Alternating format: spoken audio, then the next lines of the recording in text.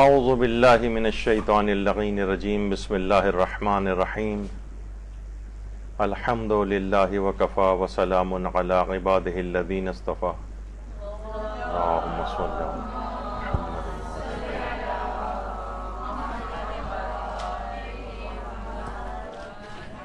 نیند سے متعلق اہم اسلامی احکام کے سلسلے کا درس نمبر 1۔ دیکھیے کیوں اس موضوع کو ہم زیر بحث لا رہے ہیں، کیونکہ نیند ایک ایسا ٹاپک ہے، کبھی آپ نے سوچا نہیں ہوگا کہ اس متعلق کتنے فقہی احکام ہیں، کتنے اسلامی احکام ہیں، اس میں کتنی مصلحتیں ہیں، کیا اس کے اندر اسرار و رموز ہیں، کیوں ہمیں آخر پروردگار نے اس کے اندر مبتلا کیا ہے، ہمارے جسم انسانی کے اوپر اس کے کیا اثرات ہیں۔ کیونکہ دیکھیے ہم تقریباً اپنی زندگی کا 1/3 حصہ سو کر گزارتے ہیں۔ 1/3 حصہ، مثلا کسی کی 60 سال کی زندگی ہے تو اس کو 20 سال سو کے گزار رہا ہے، تو اتنا بڑا زندگی کا ایک پورشن ہمیں سو کر گزارنا ہے، تو کیوں نہ ہم ایسا، اسلام نے یقیناً کچھ ایسے طریقہ کار بھی بتائے ہوں گے کہ اس میں آرام جسم کو پہنچانے کے ساتھ ساتھ کیسے ہم اس سونے والے جو 20 سال ہیں انہیں بھی بھرپور عبادت کے اندر گزار سکیں، انہیں بھی بھرپور طریقے سے اسلامی احکامات کے مطابق گزار سکیں۔ تو یہ 20 سال، یعنی ہم اگر 60 سال کی زندگی کو تصور کریں تو 1/3 حصہ ہم سو کر گزار رہے ہیں۔ بہت سے لوگ کچھ بھی نہیں کریں، بس ایسے ہی، تو ایسے ہی جیسے آپ نے 20 سال بس ایسے ہی ضائع کر دیے ایک لحاظ سے۔ تو ہم اس طریقہ کار کو آج اپنے اس گفتگو کے اندر لے کر آئیں گے کہ کون سے ایسے طریقہ کار اختیار کریں کہ اس 20 سال کو بھی ہم بھرپور طریقے سے گزار سکیں اور وہ فضول ضائع نہ ہو، بظاہر جو ہمیں لگتا ہے۔ دیکھیے تمام دنیا کی مخلوقات، ان کے اوپر ضرور نیند طاری ہوتی ہے۔ صرف پوری کائنات کے اندر صرف ایک ہی ذات ایسی ہے، پروردگار عالم کی، کہ لا تاخذہ سنۃ ولا نوم، کہ نہ اس کو نیند آتی ہے نہ اس کو اونگ آتی ہے۔ اور دیکھیے اس کے اندر بھی پروردگار نے خاص ترتیب رکھی ہے، پہلے اونگ کا تذکرہ کیا ہے اور اس کے بعد نیند کا تذکرہ کیا ہے۔ لا تاخذہ سنۃ ولا نوم۔ دیکھیے پہلے انسان غنودہ ہوتا ہے، غنودگی میں جاتا ہے، پھر اس کے بعد اس کو نیند آتی ہے۔ تو اسی پیٹرن کو قرآن نے بھی بیان کیا ہے، کیونکہ یہ بہرحال مخلوق کی صفت ہے، اس کو نیند کی ضرورت ہوتی ہے۔ پروردگار عالم، اس کو نیند کی کوئی ضرورت نہیں ہے، وہ واجب الوجود ذات ہے، وہ ہر قسم کے ان عوارض سے بہت بلند ہے۔ تو یہ فقط اللہ کے لیے۔ اچھا، نیند کو اخو الموت، موت کا بھائی بھی کہا جاتا ہے، اخت الموت، اس موت کی بہن بھی اس کو کہا جاتا ہے۔ دیکھیے بھائیوں اور بہنوں میں آپ نے دیکھا ہے کہ سملیرٹیز ہوتی ہیں، آپس میں ملتے جلتے ہیں، لوگ دیکھ کے شکل و صورت سے شباہت ہوتی ہے، عادت و اطوار سے شباہت ہوتی ہے۔ تو موت اور نیند میں بھی ایک خاص قسم کی شباہت پائی جاتی ہے۔ ایک تو یہ کہ آپ موت اور موت کے بعد بھی آپ کوئی عمل نہیں کر سکتے، اور نیند آنے کے بعد بھی آپ کوئی عمل نہیں کر سکتے۔ تو ایک تو یہ سملیرٹی ہے۔ اچھا، موت کے اوپر بھی آپ کا کوئی اختیار نہیں ہے اور نیند پر بھی آپ کا کوئی اختیار نہیں ہے، نہ موت پہ اختیار ہے نہ نیند پہ اختیار ہے۔ جب بھی کہا جاتا ہے نا کہ جو موت ہے وہ سولی پر بھی آ جاتی ہے، یعنی انسان کے اختیار میں نہیں ہے کہ وہ جب نیند آتی ہے تو بہرحال وہ سو ہی جاتا ہے، کتنا بھی کوشش کر کے تھوڑا ڈیلے کر دے لیکن بہرحال وہ سو ہی جائے گا۔ صرف ایک چیز ایسی ہے کہ امیر المومنین علی ابن ابی طالب علیہ السلام فرماتے ہیں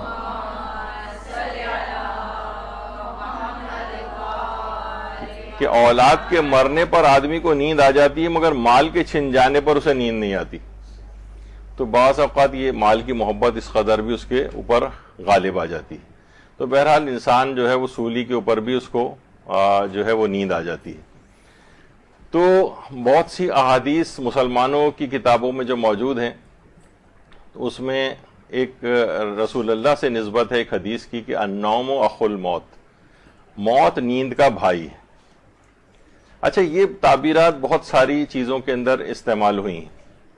دیکھیے ایک دماغ میں یہ ضرور رکھنا چاہیے کہ یہ روزانہ جو موت، ابھی آگے چل کر ہم اس کا ذکر کریں گے کہ روزانہ ہمیں سلا کر ہمیں موت کی یاد دلائی جاتی، جو روزانہ ہم سو رہے ہیں پھر سو کر اٹھ رہے ہیں، تو ابھی آگے چل کر اس کا ذکر ہوگا کہ روحیں ہماری جسم سے نکل جاتی ہیں، پھر اللہ ان کو واپس جب جاگتے ہیں تو لوٹا دیتا ہے. تو یہ روزانہ ہمیں احساس دلایا جا رہا ہے کہ تمہیں مرنا ہے، سنبھل جاؤ. تو آگے چل کر ہم اس کا ذکر کریں گے. تو بہرحال نیند کو موت کا بھائی کہا گیا. جیسے کہ نہج البلاغہ ہے، اس کو اخو القرآن کہا جاتا ہے، قرآن کا بھائی. اچھا، ہمارے ہاں جو برادران اہل سنت ہیں ان کے ہاں صحیح مسلم جو کتاب ہے اس کو اخو القرآن جو ہے وہ کہا گیا، یعنی قرآن کا بھائی. بہرحال ہمارے ہاں نہج البلاغہ کو کہا جاتا ہے، اور اخت القرآن صحیفہ کاملہ کو کہا جاتا ہے، قرآن کی بہن. اور قرآن کا اور بہرحال صحیفہ کاملہ کا ایک اور نام زبور آل محمد، انجیل آل محمد، اس طرح سے بھی اس کا ایک نام ہے. تو یہ اس لحاظ سے یہ اخت الموت یا جس کو وفات صغرا بھی کہا جاتا ہے، موت کو وفات صغرا، نیند کو وفات صغرا بھی کہا جاتا ہے، یعنی چھوٹی موت. اچھا، ایک سوال پیدا ہوتا ہے کہ جنت میں انسان کو نیند آئے گی؟ علماء کہتے ہیں کہ بہرحال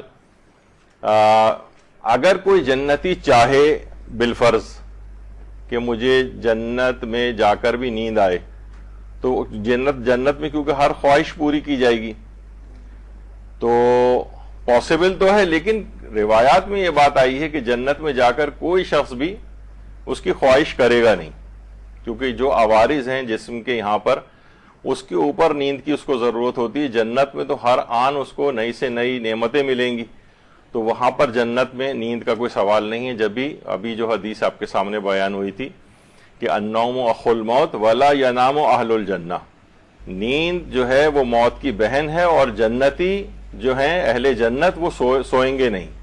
یہ مسلمانوں کی کتابوں میں یہ حدیث آئی ہے، انہی سے ہمارے علماء بھی نقل کرتے ہیں، اگرچہ یہ بات ہماری شیعہ کتابوں کے اندر نہیں آئی ہے، لیکن بہرحال یہ اس طرح سے روایت موجود ہے. دیکھیے قرآن نے اس کے لیے کہا ہے وَجَعَلْنَا نَوْمَكُمْ سُبَاتًا، ہم نے نیند کو تمہارے لیے آرام و آسائش کا ذریعہ بنایا ہے. تو اللہ یہ چاہتا ہے، خود ہمارے جسم کو قہراً یہ چیز مسلط کی گئی ہے ہم پر، ہم نے اختیاراً تو حاصل نہیں کیا ہے اس کو. اللہ چاہتا ہے کہ ہمارا جسم اتنی دیر کے لیے آرام کرے. ہم نے رات کو، تمہاری نیند کو آرام و آسائش کا ذریعہ بنایا ہے. اب دیکھیے آرام اللہ نے کتنا زبردست انتظام کیا ہے. وہ کروڑوں واٹ کا بلب سورج کی شکل میں جو تھا اس کو وہ اس وقت پنہا کر دیتا ہے ہماری آنکھوں سے. کائنات پر، دنیا پر اندھیرا جو اس وقت چھا جاتا ہے ہماری دنیا پر، اور چھوٹے چھوٹے ستارے اور اسی طریقے سے کہ نائٹ بلب سا جسے کہا جائے چاند کی صورت میں یہ لگا دیا جاتا ہے، جو اس بات کی نشاندہی کہ پروردگار چاہتا ہے کہ رات کے وقت آپ سوئیں، آپ آرام کریں. لیکن ہمارے ہاں کیا ہوتا ہے، لوگوں نے رات کو دن بنا لیا ہے. اس قدر ہو جناب روشنیوں کا شہر شہر کراچی، اب تو خیر پتہ نہیں ہے یا نہیں، اس پہ فخر. تو بہرحال یہ رات سونے کے لیے تھی. اللہ یہی چاہتا ہے کہ انسان بھرپور طریقے سے اپنے دن کا جس وقت سورج نکلا ہوا ہوتا ہے اس وقت اس کا استعمال کرے، اور رات جب ہو جائے تو وہ آرام کے لیے جائے، وہ سو جائے رات کو. لیکن ہم نے کیا کیا ہے کہ بالکل اب تو بالکل ایسا ہو گیا ہے، لوگ تو بہت سے لوگ شام کے قریب ہی جاگتے ہیں، اس کے بعد پوری رات جاگتے رہتے ہیں، پھر صبح کے وقت کے بعد پھر کہیں سوتے ہیں. بہت زیادہ یہ رات کا بیشتر حصہ جاگتے رہتے ہیں. رات کے 2-2, 3-3 بجے تک جاگنا بالکل ایک معمول بن گیا ہے. بہرحال اسلام کا تقاضا یہ نہیں ہے کہ انسان رات کو جاگے، سوائے چند افراد کے جن کا آگے چل کر تذکر آئے گا. کچھ جگہ ایسی ہیں دیکھیے جہاں پر جو لینڈ آف مڈ نائٹ سن کہلاتی ہیں، بہت ساری جگہ ایسی ہیں کہ جہاں پر وائٹ نائٹس کہلاتی ہیں. آپ اگر گوگل پہ بھی سرچ کریں جا کر تو وہاں سورج غروب نہیں ہوتا ہے، یعنی کچھ عرصے کے لیے چاہے غروب نہ ہو. بہت سے جو ہیں وہ تقریباً 14-15 دن بہت سی جگہوں کے اوپر ایسے ہوتے ہیں. تو لوگ ان جگہوں پہ کیا ہوتا ہے، یہ مثلا اس وقت رات کے 12-1 بج رہے ہیں اور آپ کو لگ ہی نہیں رہا ہے کہ یہ تو کوئی رات ہوئی ہے یہاں پر، تو لوگ مصنوعی طور پر اپنے کھڑکی دروازے بند کر کے، پردے لگا کر، اندھیرا کر کے پھر اس کو رات بناتے ہیں اور پھر اس کے بعد سوتے ہیں. میرا خود بھی کئی دفعہ ایسی جگہوں پہ جانے کا ان دنوں میں اتفاق ہوا تو ایک عجیب سا ایک فینومینا دیکھنے میں، رات کے 1 بجے بھی سورج نکلا ہوا ہے مثلا، تو بہت ہی ایک عجیب محسوس ہوتا ہے. یہ بہت بڑی نعمت ہے، جیسے کہ ہمارے یہاں رات ہو جاتی ہے، اس کے بعد ایک پورا ایک ماحول بنتا ہے سونے کا. تو بہرحال اللہ نے جو نیند ہے اس کو اپنی نشانیوں میں سے ایک نشانی قرار دیا ہے. وَمِنْ آیَاتِهِ مَنَامُكُمْ بِاللَّيْلِ وَالنَّهَارِ، اور اس کی نشانیوں میں سے تمہارا رات اور دن میں سونا ہے. رات اور دن میں سونا. اچھا، دن میں بھی انسان سوتا ہے. اگلی جو ہماری نشست ہوگی، آج تو یہ گفتگو نہیں آئے گی، اس میں قیلولے کی ایک بات آئے گی، اور وہ اتنی اہم چیز ہے کہ اسلام نے اس کے خاص اوقات بتائے ہیں کب قیلولہ کرنا چاہیے، کون سا وقت ہے جب قیلولہ کرنا نقصان دہ ہے آپ کے لیے. زیادہ تر جو قیلولے کے جو اوقات میں لوگ جس وقت لیٹ کر آرام کرتے ہیں دوپہر میں، اس وقت سونے کو ممنوع قرار دیا گیا. قیلولے کے اصل اوقات کون سے، انشاءاللہ یہ اگلی نشست کا ہمارا ضمناً اس میں بھی ذکر آئے گا اس کا. تو انسان رات کو بھی سوتا ہے اور دن میں بھی جب سوتا ہے تو یہ خدا کی نشانیوں میں سے ایک نشانی قرار دیا گیا ہے. اور ایک اور روایت میں جو سورہ زمر میں ہے آیت میں کہ اللہ یتوفی الانفس حین موتها والتی لم تمت فی منامها، یعنی اللہ اس میں کہ اللہ ہی ہے جو روحوں کو موت کے وقت اپنی طرف بلا لیتا ہے، اور جو نہیں مرتے ہیں ان کی روحوں کو بھی نیند کے وقت طلب کر لیتا ہے. پھر جس کی موت کا فیصلہ کر لیتا ہے اس کی روح کو روک لیتا ہے اور دوسری روحوں کو ایک مقررہ مدت تک کے لیے آزاد کر دیتا ہے. یعنی وہ جب جاگتے ہیں تو دوبارہ ان کے جسموں کے اندر روحیں واپس آ جاتی ہیں. یعنی ہمارا یہ رات کو روزانہ سونا اور سونے کے بعد اٹھنا ایسے ہی جیسے موت واقع ہو گئی تھی لیکن روح کو واپس پلٹایا گیا ہے. ایک موقع اور دیا گیا ہے آپ کو. ہر روزانہ اس طرح سے مواقع دیے جا رہے ہیں کہ اپنے آپ کو یعنی سنوار لو، سدھار لو. آپ کو ابھی موقع اور دے دیا گیا، ورنہ کتنے ہی افراد ایسے ہیں کہ جو راتوں کو لیٹتے ہیں اور نیند کے عالم میں ان کی ڈیتھ بھی ہو جاتی ہے. سڈن کارڈک ڈیتھ بہت کامن ہے ہمارے یہاں، نیند کے عالم میں اکثر ہوتی ہیں. تو اللہ جو ہے وہ روحوں کو موت کے وقت اپنے پاس بلاتا ہے. جو نہیں مرتے ہیں ان کی روحوں کو بھی نیند کے وقت طلب کر لیتا ہے، یعنی ابھی ان کو مرنا نہیں ہے. اور جس کی موت کا فیصلہ ہوتا ہے اس کی روح روک لیتا ہے، جس کی موت کا فیصلہ نہیں ہوتا اس کی روح کو ایک مقررہ مدت تک کے لیے واپس بھیج دیتا ہے. تو یہ بڑی خاص چیز ہے. روزانہ اگر انسان یہ سوچے، اور جب ہی سونے سے پہلے کے کچھ اعمال ایسے بتائے گئے ہیں، سونے سے پہلے اپنا محاسبہ کرنے کو کہا گیا ہے. وجہ اس کی کیا پتہ کہ دوبارہ اس میں اٹھنا نصیب ہو یا نہ ہو. اللہ کی اگر مرضی یہ ہوئی کہ روح کو روک لینا ہے ہماری، تو کون اس کی بات کو ٹال سکتا ہے. جو انسان روزانہ اپنا محاسبہ بھی کرے اور ان اعمال کو بھی انجام دے جو بھی آگے چل کر ذکر ہوں گے. نیند کو ایسا نہ سمجھیں، یعنی یہ واقعتاً ایک ایسی چیز ہے کہ جب چاہے اللہ روح کو اپنے پاس ٹھہرا سکتا ہے. تو ہمارے پاس پھر موقع نہیں بچے گا کہ ہم ان اپنی چیزوں کی غلطیوں کی اصلاح کر سکیں. نیند میں مومن کی روح کہاں جاتی ہے؟ امیر المومنین علی ابن ابی طالب علیہ الصلوۃ والسلام فرماتے ہیں کہ مومن کو، مسلمان کو ہمیشہ باوضو ہو کر سونا چاہیے. پانی نہ ملے یا پانی استعمال نہ کرنا چاہے تو تیمم کر کے سو جائے. اس پہ ایک فقہی مسئلہ آئے گا ہماری اگلی نشست میں کہ سوتے وقت کا جو تیمم ہے وہ کیسے ہوتا ہے. کیونکہ نیند میں مومن کی روح اللہ کے حضور پیش ہوتی ہے. امیر المومنین فرماتے ہیں اگر اس وقت وہ مقررہ وقت پر پہنچ گیا ہے، یعنی اس کی موت کا وقت آ گیا، تو اللہ اس کو اپنے خزانہ رحمت میں ٹھہرا لیتا ہے، ورنہ اپنے امین ملائکہ کے ساتھ اسے واپس بدن کی طرف روانہ کر دیتا ہے. تو امیر المومنین فرماتے ہیں کہ مسلمان کو ہمیشہ باوضو ہو کر سونا چاہیے. یہ بھی آگے چل کر سونے سے پہلے کے اعمال میں ہم پھر ذکر کریں گے اس کا. کیونکہ اللہ کے حضور وہ پیش ہو رہی ہے روح، تو پاک و پاکیزہ حالت میں اس کو پیش ہونا چاہیے. اگر وقت آ گیا تو اللہ اپنے پاس ٹھہرا لے گا، ورنہ اپنے امین ملائکہ کے ساتھ واپس کر دے گا. جب یہ سوتے وقت کا ایک ادب جو ہمارے چھٹے امام جعفر صادق علیہ الصلوۃ والسلام بیان فرماتے ہیں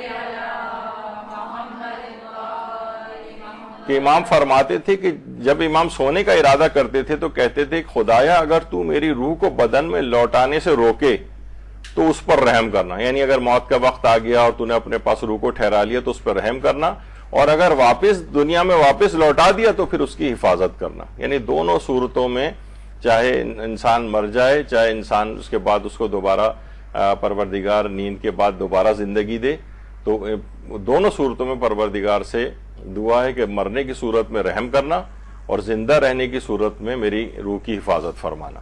یہ امام سوتے وقت کے چیزوں میں ایک ادب کے طور پر اس دعا کو فرماتے تھے. جب ہی جو جاگتے وقت کی جو دعائیں، جب انسان سو کر جاگتا ہے صبح کو، سب سے پہلے اٹھتے ہی آپ جیسے ہی آپ کی آنکھ کھولے اور آپ بستر سے اٹھ کر بیٹھے، یہ دعا ہے جو خاص طور پر بتائی گئی ہے، الحمدللہ الذی احیانا بعد ما اماتنا والیہ النشور. سب خوبیاں اللہ عز و جل کے لیے ہیں جس نے ہمیں موت یعنی نیند کے بعد بیداری یعنی حیات عطا فرمائی اور ہمیں اسی کی طرف لوٹنا ہے. یعنی نیند کے بعد بیداری یعنی حیات، موت کے بعد حیات، یعنی یہ جاگتے وقت کی خاص دعا ہے. احیانا بعد ما اماتنا یعنی انسان سمجھنے کے لحاظ سے مر گیا تھا، دوبارہ زندگی اس کو عطا ہوئی ہے، تو اس وقت حمد خدا بجا لائے کہ جو آپ کی آنکھ کھل گئی ہے تو پروردگار کی حمد بجا لائیں کہ روح کو دوبارہ آپ کے جسم میں لوٹا دیا گیا.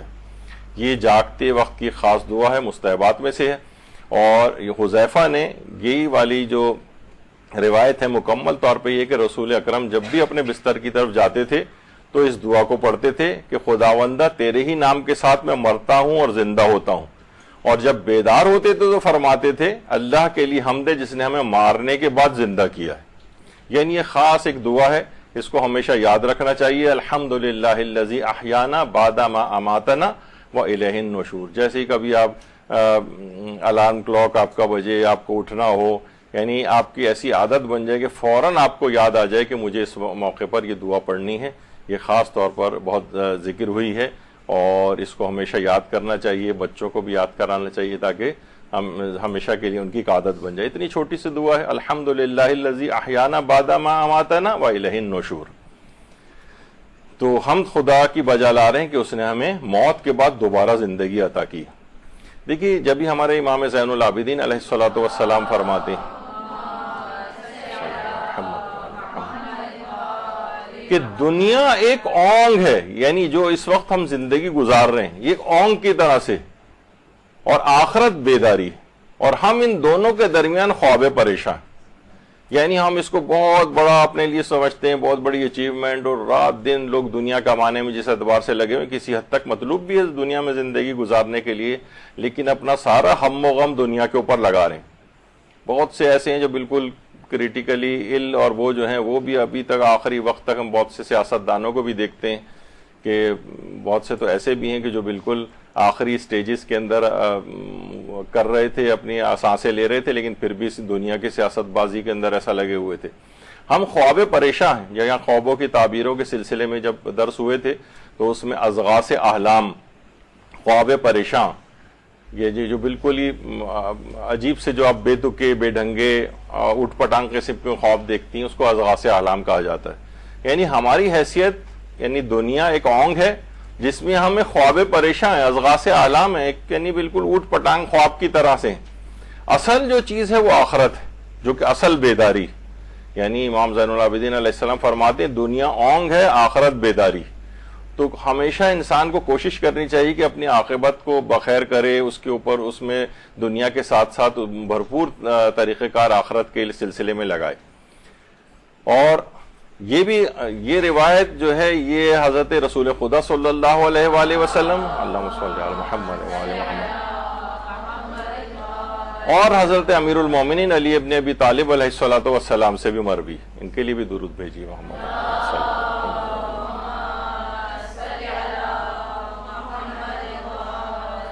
فرماتے ہیں الناس نیام، سارے کے سارے لوگ سو رہے ہیں. فاذا ماتوا انتبہوا، جب یہ مریں گے تب جاگیں گے. یعنی یہ جتنے بھی ہیں ہم لوگ اس وقت سب سو رہے ہیں. یعنی سوچیں گے سونے والی اس کے لیے ہم اتنا پوری اس دنیا کے لیے اتنی تگ و دو کر رہے ہیں، سارے لوگ سو رہے ہیں، یہ اس وقت جاگیں گے جب یہ مریں گے. تو اصل حقیقت اور بیداری جو ہے وہ آخرت کی زندگی ہے، اس کو ہمیشہ سے دماغ میں یاد رکھنا چاہیے. اور ہمارے امام علی رضا علیہ الصلوۃ والسلام فرماتے ہیں اللہم صلی علی محمد وآل محمد کہ ان النوم سلطان الدماغ وہو قوام الجسد وقوتہ. فرماتے ہیں امام علی رضا کہ نیند دماغ کی سلطان ہے، فرما روا ہے. یعنی جو ہماری نیند ہے یہ دماغ کے اوپر بھی حکومت کرتی یعنی اگر یہ ڈسٹرب ہو جائے، ابھی آپ دیکھیں گے اس میں کتنی زیادہ دماغ کے اندر آپ صحیح فیصلے نہیں کر سکتے، آپ کا دماغ بالکل مختل ہو جاتا ہے، جواب دے جاتا ہے، کیونکہ نیند اس کے اوپر حکمرانی کرتی ہے. اسی پر جسم کا دار و مدار ہے، اور جسم کے لیے طاقت مہیا کرتی ہے نیند. یعنی اس کو سلطان الدماغ کہا گیا ہے نیند کو. تو اس میں ہمیں اس طور پر کرنا چاہیے کہ اس میں کون سے صحیح اوقات ہیں، کتنی دیر سونا چاہیے، ابھی آگے چل کر ذکر ہوگا. کتنی نیند لینی چاہیے کہ یہ دماغ ظاہر ہے جسم اسی سے قوت حاصل کرتا ہے. دیکھیے ضرورت سے زیادہ اگر انسان سوئے اور ضرورت سے کم اگر سوئے، دونوں صورتوں میں جو تحقیق کی گئی ہے وہ یہ ہے کہ اس سے لائف ایکسپیکٹنسی کم ہو جاتی ہے، موت جلدی آ جاتی ہے اس کو. یعنی نہ ضرورت سے کم ہو نہ ضرورت سے زیادہ ہو. عام طور پر جو بہت چھوٹے بچے ہوتے ہیں، مثلا بالکل ابھی پیدائشی ہیں، 20-20 گھنٹے سوتے ہیں، 17-17 گھنٹے سوتے ہیں، اور پھر جیسے جیسے وہ بڑے ہوتے جاتے ہیں، تھوڑا بچہ اور بڑا ہو گیا ہے تو پھر وہ 10 سے 12 گھنٹے کی نیند لے رہا ہوتا ہے. بعض اوقات 10-10 گھنٹے کی نیند اس کے لیے ضروری ہوتی ہے. بوڑھا شخص ہے، اس کی ریکوائرمنٹ ویسے تو وہی ہے جو کہ ایک جوان آدمی کی ہے، یعنی 7 سے 9 گھنٹے کے درمیان، لیکن بوڑھوں کی نیند عام طور پر کم ہو جاتی ہے. لیکن اسلام یہ تقاضا کرتا ہے کہ بوڑھوں کو چاہیے، چھٹے امام فرماتے ہیں کہ وہ سیر ہو کر سوئے، خوب دل کھول کر سوئے. تو بہرحال بوڑھوں کو خیر اس میں ایک الگ فلسفہ بھی میں جاؤں گا تو بہت اس میں ٹائم لگ جائے گا. جب موت کی ہمارے درس یہاں پر چل رہے تھے تو اس میں بھی یہ چیز بیان ہوئی تھی کہ جسم جو ہے نا وہ پریپیئر کرتا ہے. جب بھی زیادہ تر یہ نوٹ کیا گیا ہے وہ افراد جو اپنی طبعی موت اور اس طرح سے یا بہت سی بیماریوں میں بھی ان کے سونے کا ڈیوریشن بڑھتا چلا جاتا ہے. یعنی وہ زیادہ تر موت سے پہلے جسم کے تمام اعضاء پریپیئر ہوتے ہیں مرنے کے لیے. اور روایات میں اس میں ہم نے وہ بھی بیان کیا تھا کہ اعضاء ایک دوسرے سے کیا کہتے ہیں اور سلام ایک دوسرے کو کرتے ہیں کہ اب ہمارا آخرت میں جا کر دوبارہ ہم ملیں گے. تو ایک اعضاء جسمانی ایک دوسرے کو سلام کرتے ہیں. تو بہرحال عمر رسیدہ افراد کو چاہیے کہ بہرحال یہ سیر ہو کر سوئیں. یعنی روایتوں میں یہ آئے، یہ ضروری نہیں کہ راتوں کو جاگتے رہیں اور ان کو جو ہے وہ کم نیند لینی چاہیے، ایسا نہیں. تو روزانہ 7 سے 8 گھنٹہ یا 7 سے 9 گھنٹہ عام طور پر آج کل کی جو ہماری سائنس ہے وہ یہ کہتی ہے کہ اتنا تو لوگوں کو کم سے کم سونا چاہیے. روزانہ اگر کوئی 5 سے 6 گھنٹے سوتا ہے یعنی اس نیند کے ڈیوریشن سے کم، تو نوٹ یہ کیا گیا ہے کہ اس کی 20% پروڈکٹیوٹی جو ہے نا وہ کم ہو جاتی ہے. یعنی اگر کوئی روزانہ 5 سے 6 گھنٹے کی نیند لے کے سوئے، مثلا دیر سے سو رہے ہیں، دیر سے سونے کے بعد صبح ظاہر آفس جانا ہے یا کسی اور جگہ جانا ہے اپنی، یعنی آپ کی صرف 5 سے 6 گھنٹے کی آپ نے نیند کی ہے تو آپ کی 20% جو پروڈکٹیوٹی ہے نا کام کی افادیت وہ کم ہو جاتی ہے. اور یہ بھی نوٹ کیا گیا اگر 5 گھنٹوں سے اگر آپ کم سوئیں تو 30% پروڈکٹیوٹی آپ کی کم ہو جاتی ہے. جب بھی وہ بچے جو کہ نیند پوری نہیں ہوئی، رات کو دیر سے سو رہے ہیں، ان کی اسکول میں پرفارمنس بھی اچھی نہیں ہوتی ہے، وہ افراد جو کہ جابس کرتے ہیں، کام کرتے ہیں، ان کی بھی دماغ کے لحاظ سے کیونکہ نیند پوری نہیں ہوئی 30% لیس پروڈکٹیو ہوتے ہیں ان لوگوں کی نسبت جو 7 سے 9 گھنٹے کی نیند پوری کر کے آتے ہیں. تو بہرحال یہ اتنا تو سونے کا ایک ایوریج اس لحاظ سے ہے. اچھا جانوروں کے لحاظ سے ایسی ذرا بیچ میں ایک چیز آ جائے تو ایک انفارمیشن کے لیے، بہت سے جانور جیسے آپ نے ابھی دیکھا کہ بچوں میں نیند زیادہ ہوتی ہے بہت، اور پھر جیسے جیسے بڑا ہوتا جا رہا ہے نیند کی ریکوائرمنٹ کم زیادہ ہوتی ہے، پھر جو بوڑھا ہو گیا ہے تو اس میں اسلام تقاضا کر رہا ہے کہ زیادہ سوئیں. جانوروں کے اندر بھی اسی طرح سے جو سب سے کم سونے والا ایک لحاظ سے وہ یہ جراف ہے، زرافہ جسے کہا جاتا ہے. اور آغا سیستانی نے بھی اس میں احتیاط واجب ہے کہ یعنی اس کی قربانی کے مسئلہ بھی ایک دفعہ ان سے پوچھا گیا تھا کیا زرافے کی قربانی کر سکتے ہیں اس میں بقرہ عید میں، تو ان کا جواب آیا کہ نہیں، یہ انعام ثلاثہ میں نہیں آتا ہے اور احتیاط واجب کے طور پر اس کی قربانی بھی صحیح نہیں ہے اور یہ ویسے بھی جائز بھی نہیں ہے. تو بہرحال یہ 2 گھنٹے سوتا ہے ٹوٹل 2 گھنٹے سوتا ہے. یعنی اللہ نے جانداروں کے اعتبار سے الگ الگ چیزیں کر رکھی ہیں. ہاتھی جو ہے وہ صرف 3 گھنٹے سوتا ہے، اس سے زیادہ نہیں سوتا، یعنی باقی مسلسل جاگتا رہتا ہے. اچھا رات کو جو بہت زیادہ سوتا ہے تو امیر المومنین فرماتے ہیں وہ ایسے عمل کو کھو دیتا ہے جس کی تلافی وہ دن میں نہیں کر سکتا. بہت زیادہ سونا ریکمینڈڈ، جتنا آپ کی صحت کے لیے ضروری ہے اس سے زیادہ سونا، تو یہ بہت ساری چیزیں. اچھا رات کو اگر جس وقت آپ نارمل طریقے سے سوئیں اور اس کے بعد فجر سے پہلے کچھ اٹھ کے اپنے عبادت کے اندر اس کو لگائیں. نوافل جو انسان نہیں پڑھ پاتا ہے, نوافل فجر قضا ہو جاتے ہیں اس کے فجر کے بعد. عام طور پہ لوگ فجر جو نمازوں کے بھی عادی ہیں فجر کے بعد اٹھتے ہیں جب فجر کا وقت آ چکا ہوتا ہے, جبکہ سحر خیزی اس کی اس قدر, ہم یہاں پہ ایک درس بھی ہو چکا ہے سحر خیزی کے فضائل کے اوپر. یعنی سمجھیں کہ نماز فجر سے تقریباً 2 گھنٹے پہلے کا جو ٹائم ہے وہ سحر خیزی کہلاتا ہے. اس میں علم کے خزانے تقسیم ہوتے ہیں, توفیقات کے خزانے تقسیم ہوتے ہیں, رزق کے خزانے تقسیم ہوتے ہیں. اس موقع پر انسان جو ہے پڑا سو رہا ہو یا مثلا ایسی بس اپنے موبائل فون کے اوپر جو اسکرولنگ کرتے ہوئے اس کام کو ٹائم کو گزار رہا ہو, تو آپ یعنی وہ سب وہ توفیقات کو اپنے اس سے کھو دیتا ہے.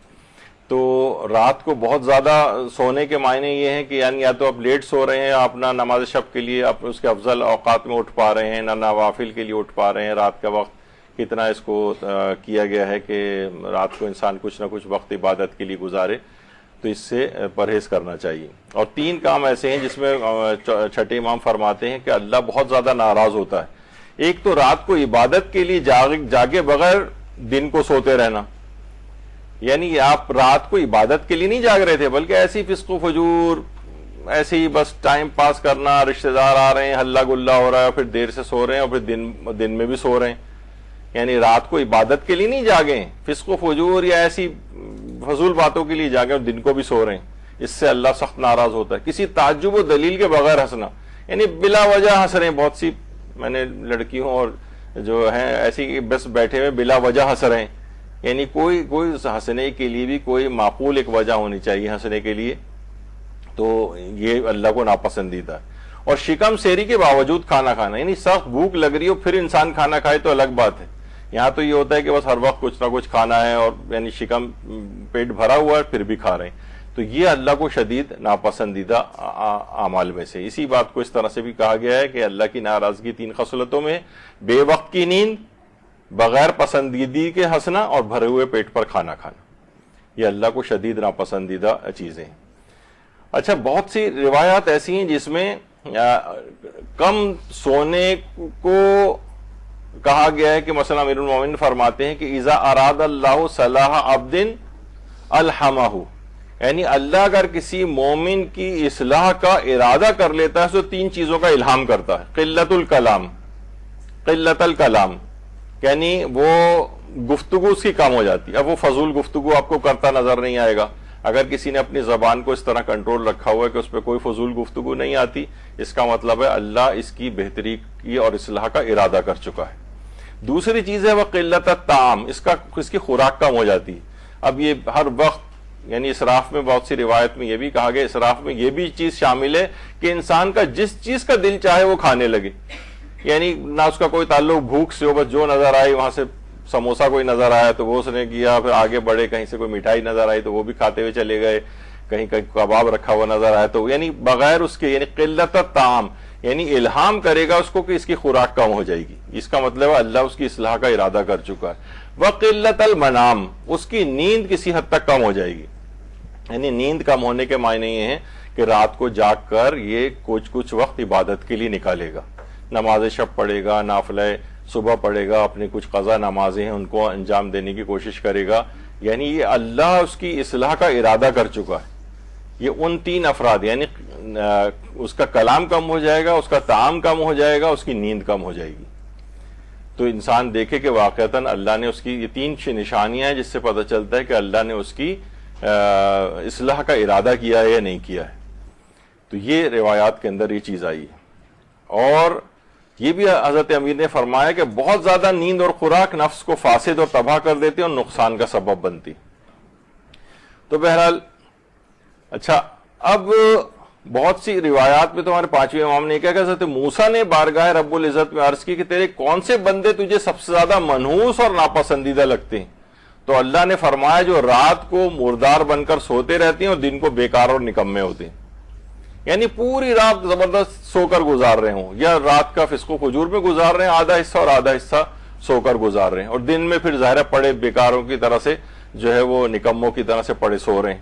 یعنی اللہ کے نزدیک سب سے زیادہ منحوس اور ناپسندیدہ ہیں. تو نیند کو آپ نے دیکھا کہ نیند ہر جگہ کتنا زیادہ ان چیزوں کے اندر اثر اندازی کر رہی ہے، اور زیادہ سونا دین اور دنیا دونوں کے لیے تباہی کا باعث ہے. یہ ہمارے چھٹے امام نے یہ جملے ارشاد فرمائے ہیں. تو یہ سب چیزیں ایسی ہیں کہ جو کہ ہم بالکل ہم بس صرف سو کر گزار رہے ہیں، لیکن ان فرامین معصومین سے بے پرواہ ہیں کہ وہ ہم اس سلسلے میں وہ کیا فرماتے ہیں. دیکھیے سونے کے لیے تو بہت ٹائم پڑا ہے، یعنی علماء فرماتے ہیں کہ بہت زیادہ کسی کو سونے کا شوقین ہے تو اس کو آخرت یعنی قبر کے لیے اٹھا رکھے، اس میں بہت ٹائم ملے گا آپ کو سونے کے لیے. یہ تو دنیا دارالعمل ہے، یہ مقررہ وقت گزار کے بالآخر اس دنیا سے چلے جانا ہے، اس کے بعد پھر عمل کا رستہ بند ہو جائے گا. تو انسان کوشش کرے کہ اس کو بہت زیادہ سونے کی شوقین جو ہے ان کو آخرت کے لیے تیار کرنا چاہیے اپنے آپ کو کہ سونا ہم نے قبر کے لیے اٹھا رکھا ہے. جب یہ روایتوں کے اندر یہ بھی آیا ہے بہت سی آیات کے اندر، اور یہ بھی کہا گیا ہے کہ یہ اصل میں ویسے تو کفار کے لیے ہے کہ قالو یا ویلنا من بعثنا من مرقدنا، کس نے جب ان کو اٹھایا جائے گا نا آخرت میں وہ کہیں گے کس نے ہمیں اب ہماری خوابگاہوں سے بیدار کر دیا. یعنی وہ ایسا جیسے خوابگاہ کے اندر پڑے سو رہے تھے. تو سونے کے لیے بڑا طویل عرصہ جو ہے وہاں پر ہوگا، تو اس دنیا میں البتہ اس کو بھرپور طریقے سے گزارنا چاہیے. سب سے زیادہ نیند جو ایک لحاظ سے حکم الہی کے تحت گزاری گئی وہ اصحاب کہف کی تھی. 309 سال تک اصحاب کہف سوتے رہے، 309 سال. اور یہ بھی اگر آپ قرآن کی آیات دیکھیں کہ بڑا سائنٹیفک طریقے سے اصحاب کہف کو سلایا گیا تھا. یعنی ایسا نہیں کہ اس طرح اس قبر کے اندر ڈال کے اور اس کے بعد ان کو بند کر دیا جائے، تو اللہ تو اس پہ بھی قادر ہے کہ ان کو زندہ رکھ سکتا تھا. لیکن قرآن نے کیا کہا کہ ہم نے غار میں ان کے کانوں پر چند برسوں کے لیے پردے ڈال دی. یعنی ان کے کان میں اب ظاہر ادھر ادھر کی آوازیں جس سے انسان جاگ جاتا ہے وہ آوازیں ان کے کان میں آنا بند ہو گئی. یعنی وہ موت کی طرح سے نہیں ہوا تھا بلکہ وہ سو رہے تھے، لیکن آوازوں کو ان کے کان کے پردے تک پہنچنے سے روک دیا تاکہ وہ اٹھ نہ جائیں. یعنی ایک بالکل ایک فزیولوجیکل طریقے سے ان کو جو ہے وہ اس میں مبتلا کیا گیا تھا.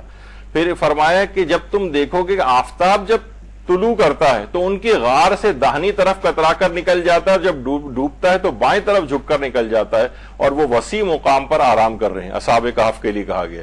یعنی ان کے لیے یہ انتظام بھی کہ ایک تو کانوں پر پردے ڈالے گئے تاکہ وہ اٹھ نہ جائیں، اور دوسرا ہے کہ جس وقت ان کی کہا جاتا ہے کہ ان کے غار ایک ایسا جنوبی سمت میں واقع تھا کہ جب سورج طلوع کرتا تھا تو بھی ان کے اوپر سورج کی روشنی نہیں آتی تھی، اور جب غروب ہوتا تھا اس وقت بھی روشنی نہیں آتی تھی. اور جب بھی قرآن نے کہا کہ سورج گویا کترا کے ان سے نکل جاتا تھا، یہ بھی اس وجہ سے کہیں وہ اٹھ نہ جائیں.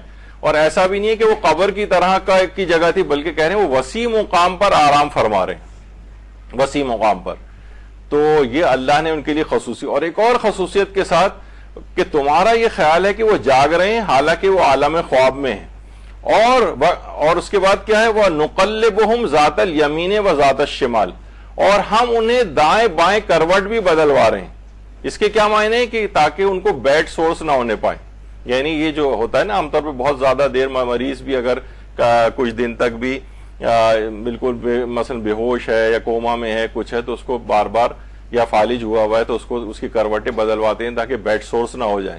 تو یہ جو قرآن نے بھی اس بات کی نشاندہی کی کہ ان کو جو کروٹیں بدلواتے رہے مستقل، وہ اس بات کی نشاندہی تھی تاکہ ان کو بھی یہ بیڈ سورس نہ ہونے پائے. تو بہرحال یہ ایک ہے.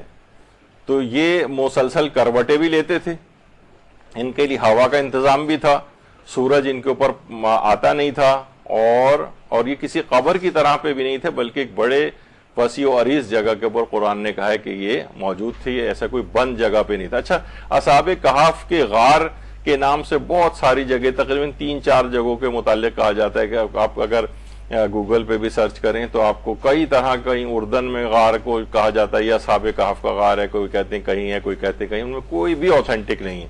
کسی کو نہیں پتا کہ وہ غار اصل میں کس جگہ کے اوپر تھا، کہاں تھا.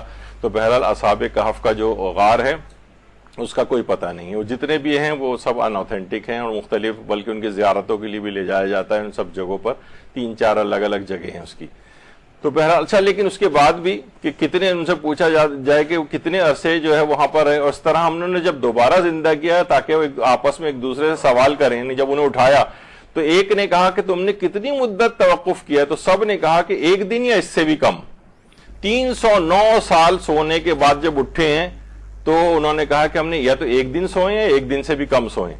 تو یہی اس طرح سے انسان کے ساتھ بھی وہاں پر ہوگا. جب انسان آخرت میں پہنچے گا تو 60 70 80 90 سال کی زندگی گزار کر آئے گا تو کہے گا کہ بالکل ایسے ہی جیسے ہم یعنی بس شاید ایک دن رہے ہوں گے دنیا میں، اس سے بھی کم.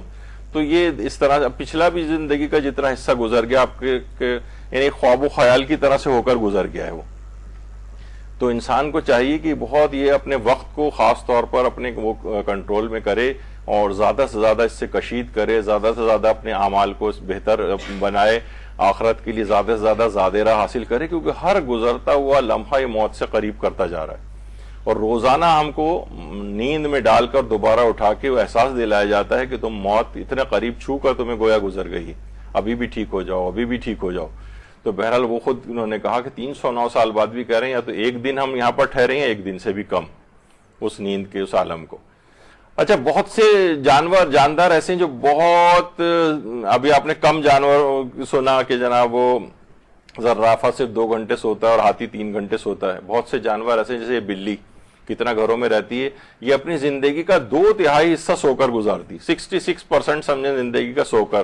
البتہ بہت شارٹ نیپ اس کی ہوتی ہیں جو کیٹس نیپ کے نام سے جو مشہور بھی ہے کہ جناب کوئی آدمی ایسے سوتا ہے بس جیسے جس طرح بلی سوتی ہے، یعنی سویا اٹھ گئے، لیکن اتنی یعنی سمجھے 2/3 حصہ، ہم 1/3 حصہ سو کر گزارتے ہیں، بلی 2/3 حصہ سو کر گزارتی ہے.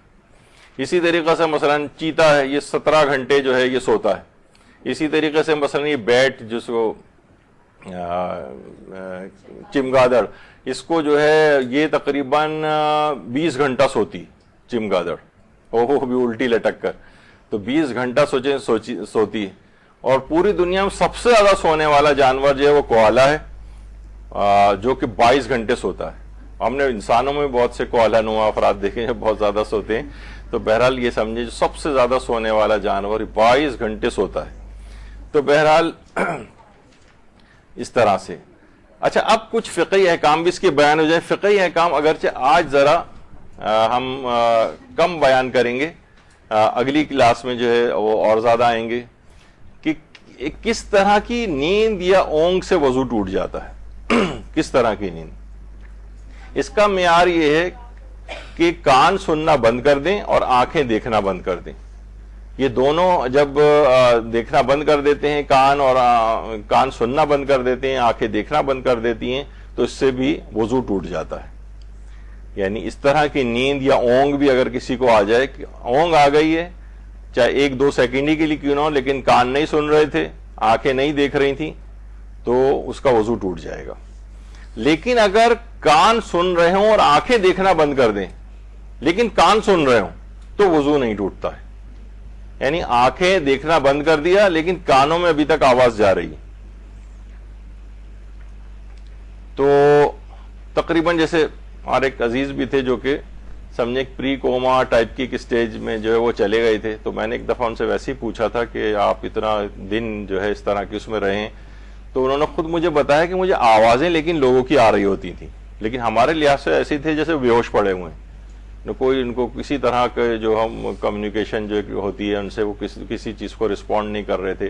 لیکن خود انہوں نے بعد میں کہا کہ مجھے یعنی لوگوں کی آوازیں بہرحال جو ہے نا کانوں میں آتی تھیں.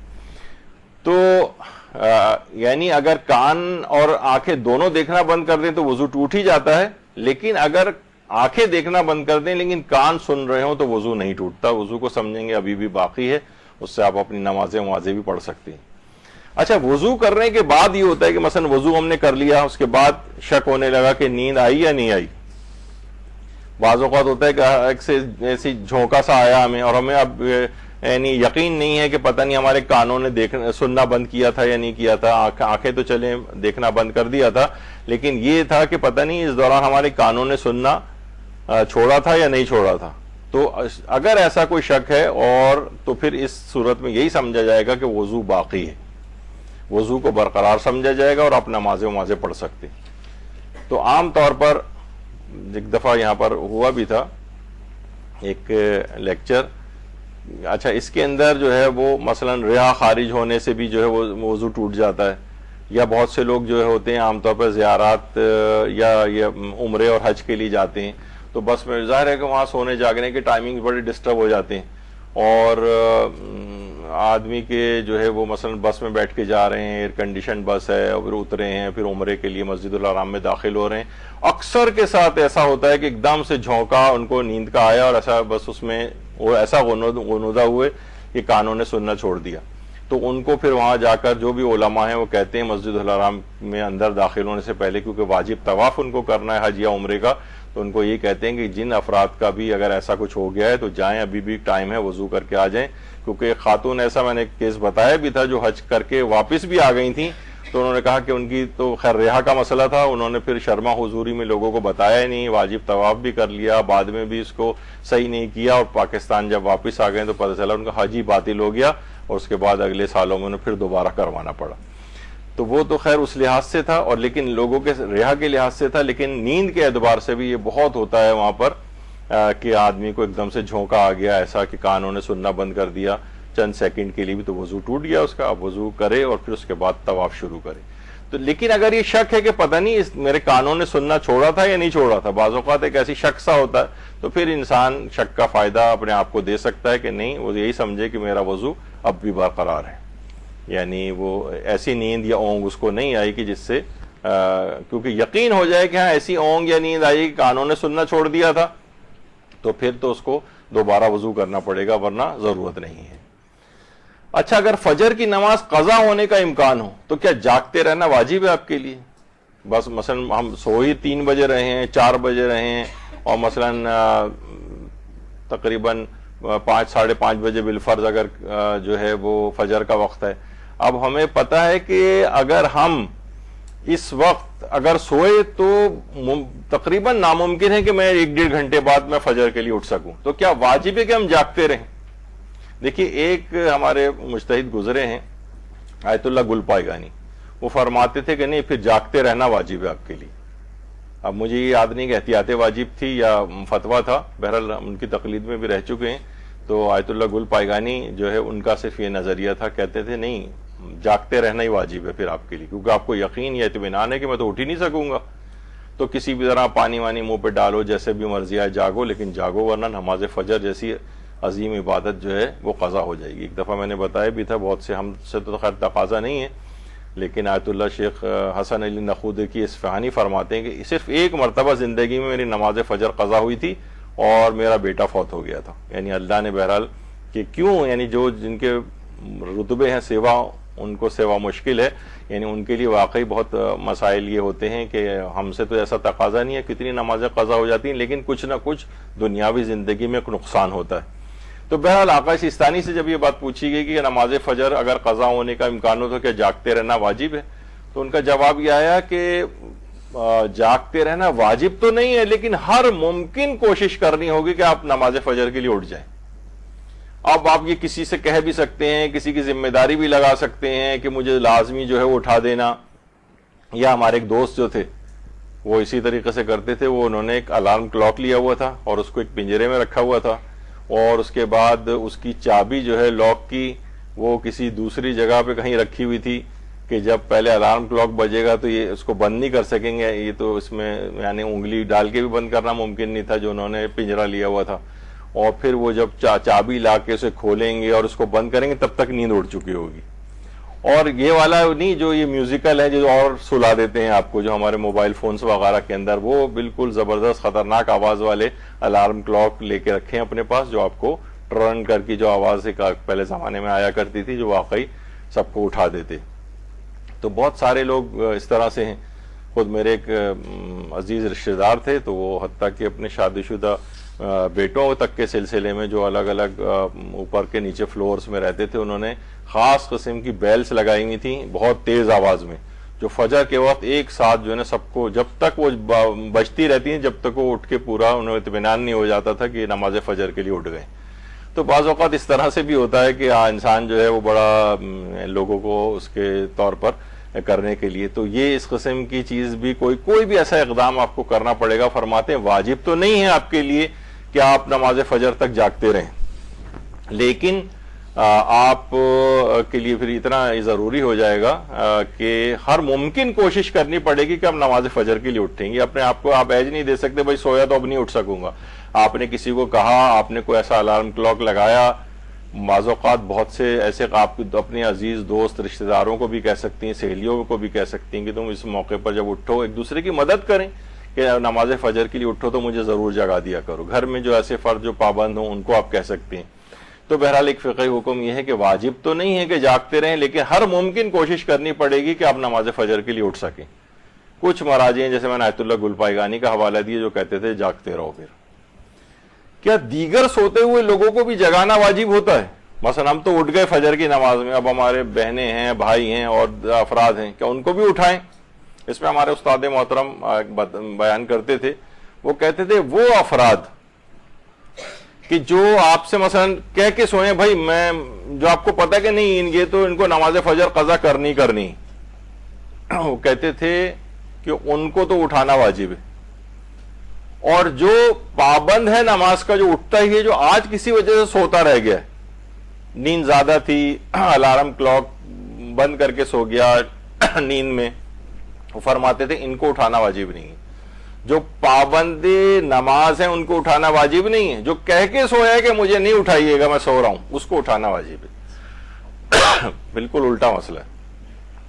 یعنی یہ چیزیں کیا ہیں؟ دیگر سوتے ہوئے لوگوں کو جگانا, ہاں سوائے اس کے کوئی بہت فتنے فساد کا باعث ہو جائے تو اس موقع پر پھر اٹھانا واجب نہیں رہے گا. پھر اس کے بعد اگر کوئی بہت تھک کر سویا ہو اور اٹھانے کا کہہ کر سویا ہو تو کیا اسے اٹھانا ضروری ہے؟ مثلا وہ کہہ کے سویا بھائی مجھے لازمی آپ اٹھائیے گا, ایسا نہ ہو کہ آپ مجھے نہیں اٹھائیں اور آپ ان سے اس سے کہہ بھی دیں گے ہاں ٹھیک ہے انشاءاللہ میں تمہیں اٹھا دوں گی, تب بھی آپ کے لیے اس کو اٹھانا واجب نہیں. جو کہہ کے سویا ہے کہ مجھے اٹھا دیجیے گا اس کو بھی اٹھانا واجب نہیں. اور وہ سوتا بھی رہ گیا کیونکہ وہ آپ کے اس کو بھی وہ اس لحاظ سے تو گناہگار نہیں ہوگا, لیکن آپ کے لیے بھی واجب نہیں قرار دیا گیا کہ آپ اس کو اٹھائیں. لیکن جو کہہ کے سویا دیکھیے مجھے ہرگز نہیں اٹھائیے گا, اس کو تو اٹھانا واجب ہے, کیونکہ یہ ہماری فقہی زبان میں کہا جاتا ہے کہ وہ جو پہلا والا شخص ہے وہ گویا شبہ موضوعیہ میں سویا ہوا ہے اور ایک لحاظ سے, اور جو دوسرا شخص ہے یہ تو یعنی اللہ کی نافرمانی پہ مصر ہو کر سویا ہے, اس کو امر بالمعروف کے لحاظ سے اٹھانا ہے, اس کو اٹھانا واجب نہیں ہے. اور اگر ایک سوال آقا سستانی سے پوچھا گیا, اولاد والدین کی نماز کے لیے نیند سے جگانے پر ناراض ہونے لگے تو کیا تب بھی والدین کے لیے ضروری ہے کہ اسے اٹھائیں؟ انہوں نے جواب دیا کہ اولاد کی تربیت کا تقاضا یہ ہے.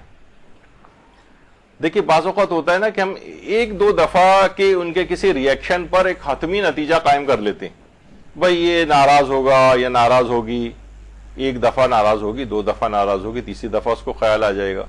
تو بہرحال اولاد اگر ناراض بھی ہو رہی ہے جگانے پر تب بھی جگانا آپ کے لیے, اس کو انہوں نے فرمایا کہ اس کی تربیت کے لحاظ سے اگر یہ ضروری ہے, ورنہ اس کو عادت پڑ جائے گی, تو روزانہ ناراض ہوگا یا ناراض ہوگی تو فجر کبھی پڑھ ہی نہیں سکے گا. تو فرماتے ہیں کہ اس صورت میں اس کو تربیتی امر کے لحاظ سے اس کو پھر اٹھانا ضروری ہوگا. تو یہ ایک مسئلہ اس کے اندر آتا ہے. اور نماز شب تک کے لیے اٹھانے کے متعلق کہا جاتا ہے کہ شوہر و بیوی کے لحاظ سے رسول اکرم صلی اللہ علیہ وآلہ وسلم فرماتے ہیں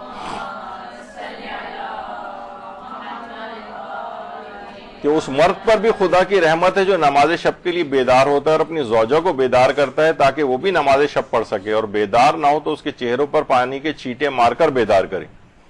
خدا اس عورت پہ بھی رحم کرتا ہے جو نماز شب کے لیے خود بیدار ہو اور شوہر کو بیدار کرے, بیدار نہ ہو تو اس کے چہرے پر پانی کے چیٹے مار کر بیدار کرے تاکہ وہ نماز شب پڑھ سکے. یعنی شوہر و بیوی ایک دوسرے کو اس لحاظ سے نماز شب تک کے لیے, جو کہ ایک مستحب ہے نماز فجر کے لحاظ سے تو اور زیادہ تاکید ہو جائے گی اس کی کہ ایک دوسرے کو کمپلیمنٹ کریں اور آسانیاں مہیا کریں ایک دوسرے کے ساتھ, تاکہ لوگ ایک ساتھ اس جنت میں جو ہے وہ مقام حاصل کریں. یعنی یہ نہ ہو کہ بعض اوقات یہ ہوتا ہے نا کہ باپ یا ماں کوئی ایک ہے وہ تو میدان میں آگے سے آگے بڑھتا چلا جا رہا ہے, باقی اولاد کی ان کو کوئی پرواہ نہیں, وہ نہ اپنی نمازیں بھی قضا کر رہے ہیں, وہ مستحبات کو بھی چھوڑ رہے ہیں, سب کچھ ہے وہ سب پیچھے ہوتے چلے جا رہے ہیں, بس یہ اکیلا آدمی دوڑتا چلا جا رہا ہے. کہا جاتا ہے نا جو وبا کوئی تھی تو بہت سے لوگ جو تھے کچھ ایسی احتیاطیں کر رہے تھے کہ جو وہ احتیاط تو کرنی ہے, تو لوگ مذاق میں کہتے تھے بھائی سبھی لوگ مر رہے ہیں تو آپ اکیلے رہ کر کیا کریں گے.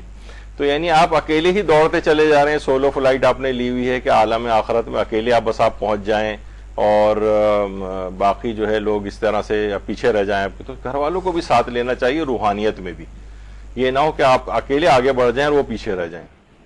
اسی طریقے سے آیت اللہ شیخ محمد حسن نجفی کوچانی وہ کہتے تھے اصفہان کے مدرسے میں طالب علموں کے حجرے آپس میں ملے ہوئے تھے، کہتے تھے ہم طاقچوں میں سوراخ کر کے رسیوں کے سرے اپنے پیروں پر باندھ لیتے تھے کہ جس کی بھی آنکھ کھل جائے وہ رسی کھینچ کر دوسرے ساتھی کو نماز شب کے لیے بیدار کرے جو برابر والے کمرے میں۔ یہ کام اس لیے تھا کہ دروازے پر دستک دینے سے دوسرے طالب علموں کی نیند میں خلل نہ پڑے۔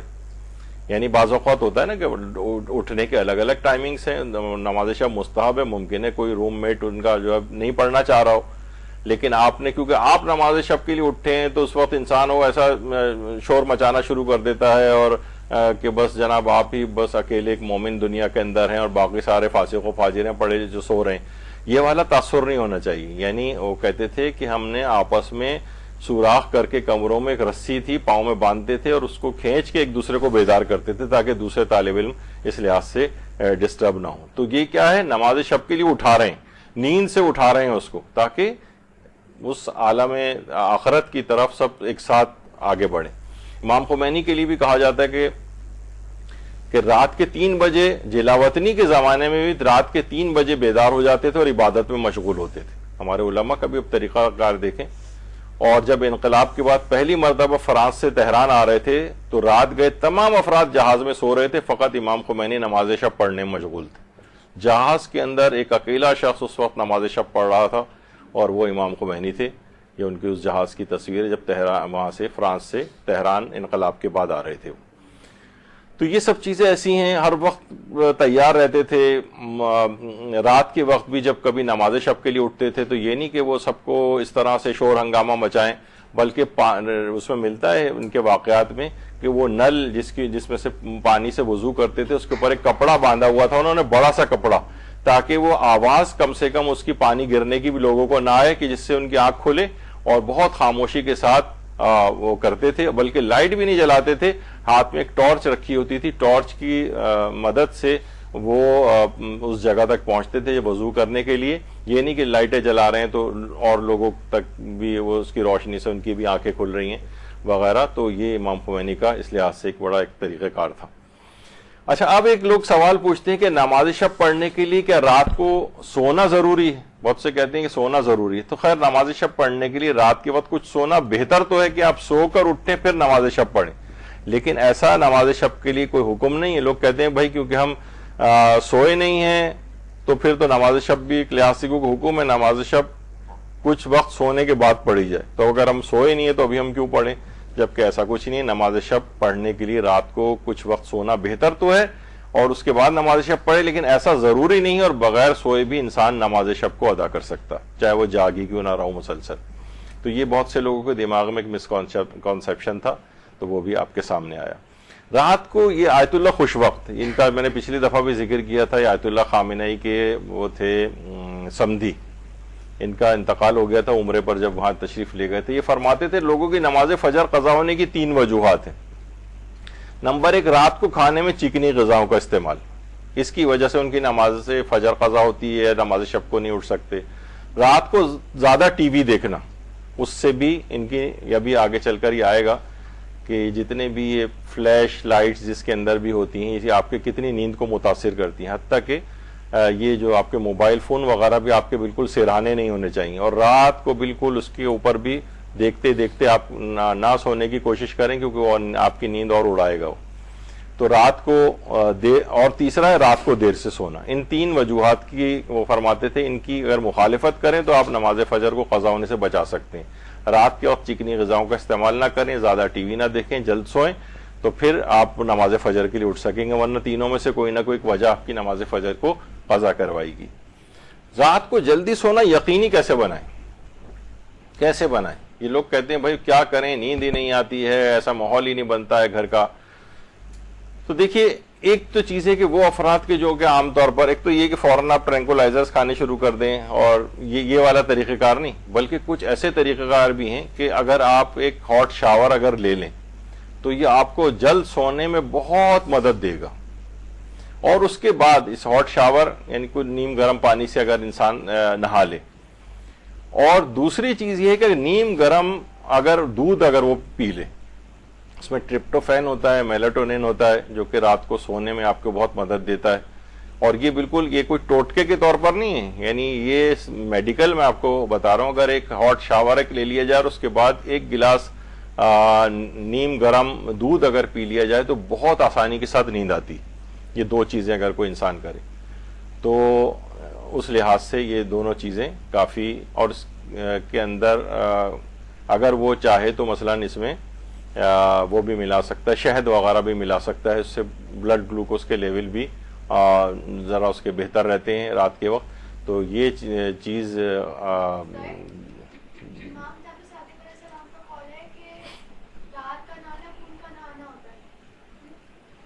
دیکھیے بہت ساری میں ویسے بتاؤں کہ یہ جو آداب اسلامی یا طب معصومین کی جو روایات ہیں اس پہ علماء نے پوری چیزیں لکھی ہیں.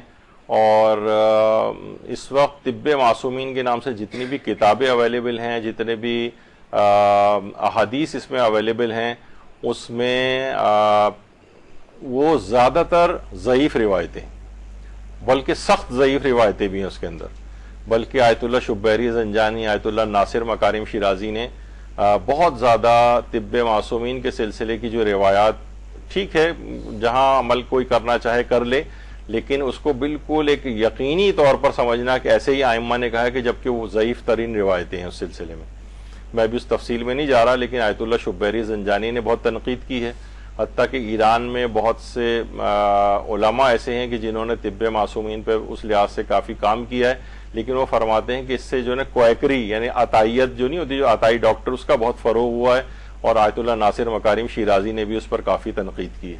تو صرف ہم حدیثوں کو کہ یہ امام نے فرمایا جبکہ وہ امام کا فرمانا ثابت نہیں ہے، ثابت ہے تو انتہائی ضعیف، یا تو اس کی روایت کے کوئی راوی نہیں ہے، سند بھی نہیں ہے. میں انشاءاللہ کبھی طب معصومین کے لحاظ سے یہاں پر کوئی وہ ہوگا تو اس میں نقل کروں گا. تو علماء نے کہا ہے کہ طب معصومین کی تقریباً جتنی بھی روایتیں وہ ساری ضعیف ہیں.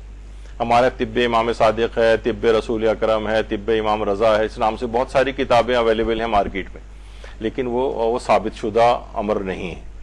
اور اس کو بالکل ایک اوتھینٹک کہ امام نے صحیح حدیث کے طور پر یہ فرمایا ہے، ظاہر ہے پھر ہمیں اس کے خلاف نہیں جانا چاہیے. تو یہ ایسا نہیں ہے. تو اسی طرح کی بہت ساری روایتیں اور بھی ہیں. خیر ابھی آگے چل کر ان کا بھی کچھ دیکھیں گے، کسی دفعہ الگ سے اس موضوع پر بھی کوئی گفتگو ہو جائے. اچھا اس کے بعد اگر سردیاں، جیسے اب سردیاں بھی شروع ہونے والی، ہمیشہ تو نہیں، لیکن اگر پاؤں کسی کے بہت ٹھنڈے ہیں تو اس کو چاہیے کہ اس کو جب پاؤں موزے وغیرہ پہن کے اگر انسان اپنے گرم کر لے تو اس سے بھی دماغ کو ایک سگنل جاتا ہے اور اس کو سونے کے لیے آرام ایک ملتا ہے. خیر گرمیوں میں تو انسان نہیں پہنے گا، یہ سردیوں میں جو ان افراد کے لیے جن کے پاؤں بہت زیادہ ٹھنڈے رہتے ہیں تو ان کو بھی سونے میں ذرا ڈیفیکلٹی ہوتی ہے. خاص طور پر وہ افراد جو جلدی سونا چاہتے ہیں وہ شام اور رات کی چائے اور کیفین سے دور رہیں. بلکہ کہا جاتا ہے شام کی چائے کو ہی اوائڈ کریں، کیونکہ اس کا اثر بھی کافی دیر تک رہے گا. جب سونے کا ٹائم آئے گا تو آپ کی نیند اڑائے گی، کیفین وغیرہ جو ہوتی ہے اس کے اندر.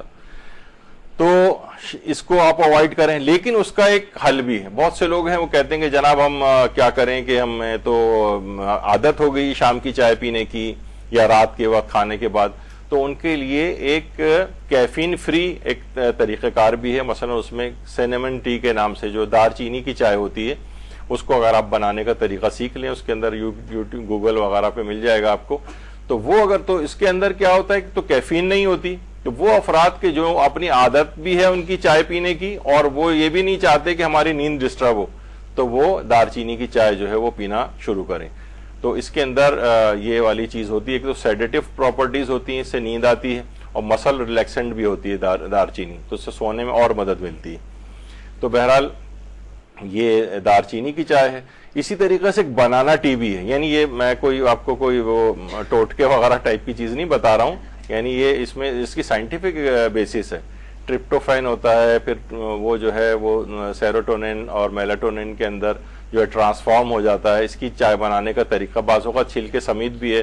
بلکہ ایک ریسرچ اور بھی آئی ہوئی ہے، کچھ لوگوں نے مجھے خود ذاتی طور پہ بھی بتایا کہ وزن اگر کسی کو کم کرنا ہے تو کیلوں کو چھلکوں سمیت ابال کر اور پھر اس کو کھانے کا یا استعمال کرنے کا، تو اس سے بھی بہت زیادہ ان کا وزن کم ہوا. بہرحال ایک چیز آئی ہے.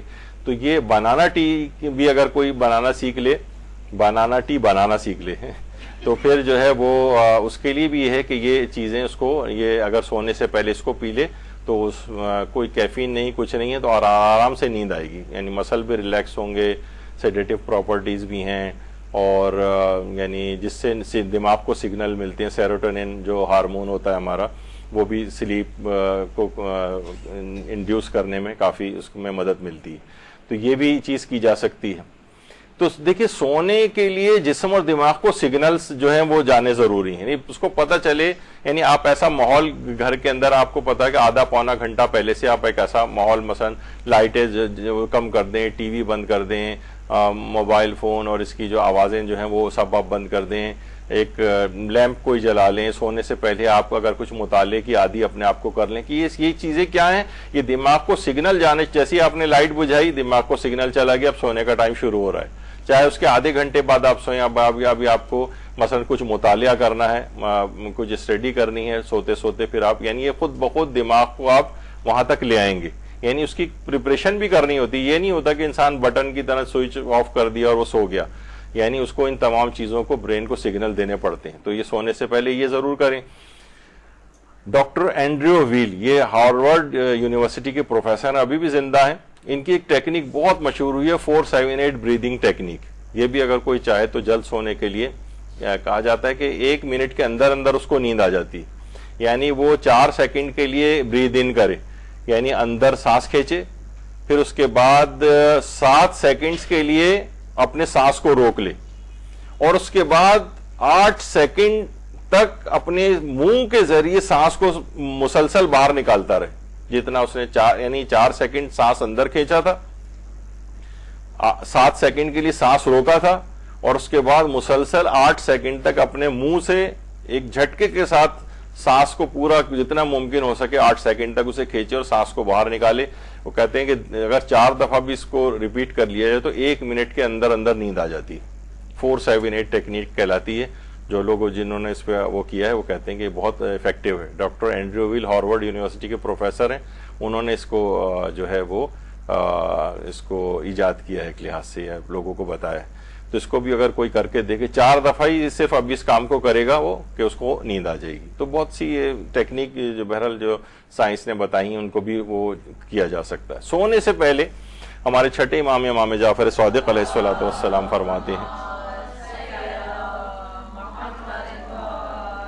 فرماتے ہیں کہ جب تم بستر میں داخل ہوتے ہو تو دیکھو کہ اس روز تم نے کیا کھایا ہے اور کیا پیا ہے، جو کچھ کھایا اور پیا ہے وہ کہاں سے آیا ہے، یعنی اپنا احتساب کرو سونے سے پہلے، کچھ پتہ نہیں موت کا وقت آ گیا ہو سوتے سوتے۔ دیکھیے اب میں آگے چل کر پتہ نہیں شاید اس کا ذکر آئے یا نہ آئے، ابھی اس کا ذکر کر دیتا ہوں کہ زیادہ تر اموات جو ہیں وہ رات کے وقت ہوتی ہیں، زیادہ تر اموات تو رات کے وقت ہوتی ہیں۔ اب ضروری نہیں کہ سوتے ہوں لیکن ہوتی ہیں، یعنی تقریباً کہا جاتا ہے کہ 60% جو ڈیتھس ہوتی ہیں وہ رات 8 بجے سے لے کر اور صبح کے وقت تک ہوتی ہیں۔ ابھی بھی آپ نے اس سے پہلے جب وہ وبا چلی تھی کووڈ کی تو اس کے اندر بھی یہ لوگوں نے نوٹ کیا تھا کہ سب سے زیادہ ڈیتھ بہت زیادہ، ایک تو اس کے اندر سٹاف کم ہوتا ہے، پھر وہ ہائی پریشرز کے اوپر آکسیجن اور سب کچھ کرنا، اس سے بہرحال بڑی کمپلیکیشنز ہوتی تھیں اور مریضوں کی زیادہ تر ڈیتھ ان ٹائمنگز میں ہوتی تھی، تو رات کے وقت ڈیتھ زیادہ ہوتی ہیں۔ اور ہمارا ایک المیہ یہ بھی ہے کہ 70% ڈیتھ جو ہوتی ہیں ہماری ہاسپٹلس میں ہوتی ہیں، 30% گھر پر ہوتی ہیں، اور ہاسپٹل کا ایک الگ ہے۔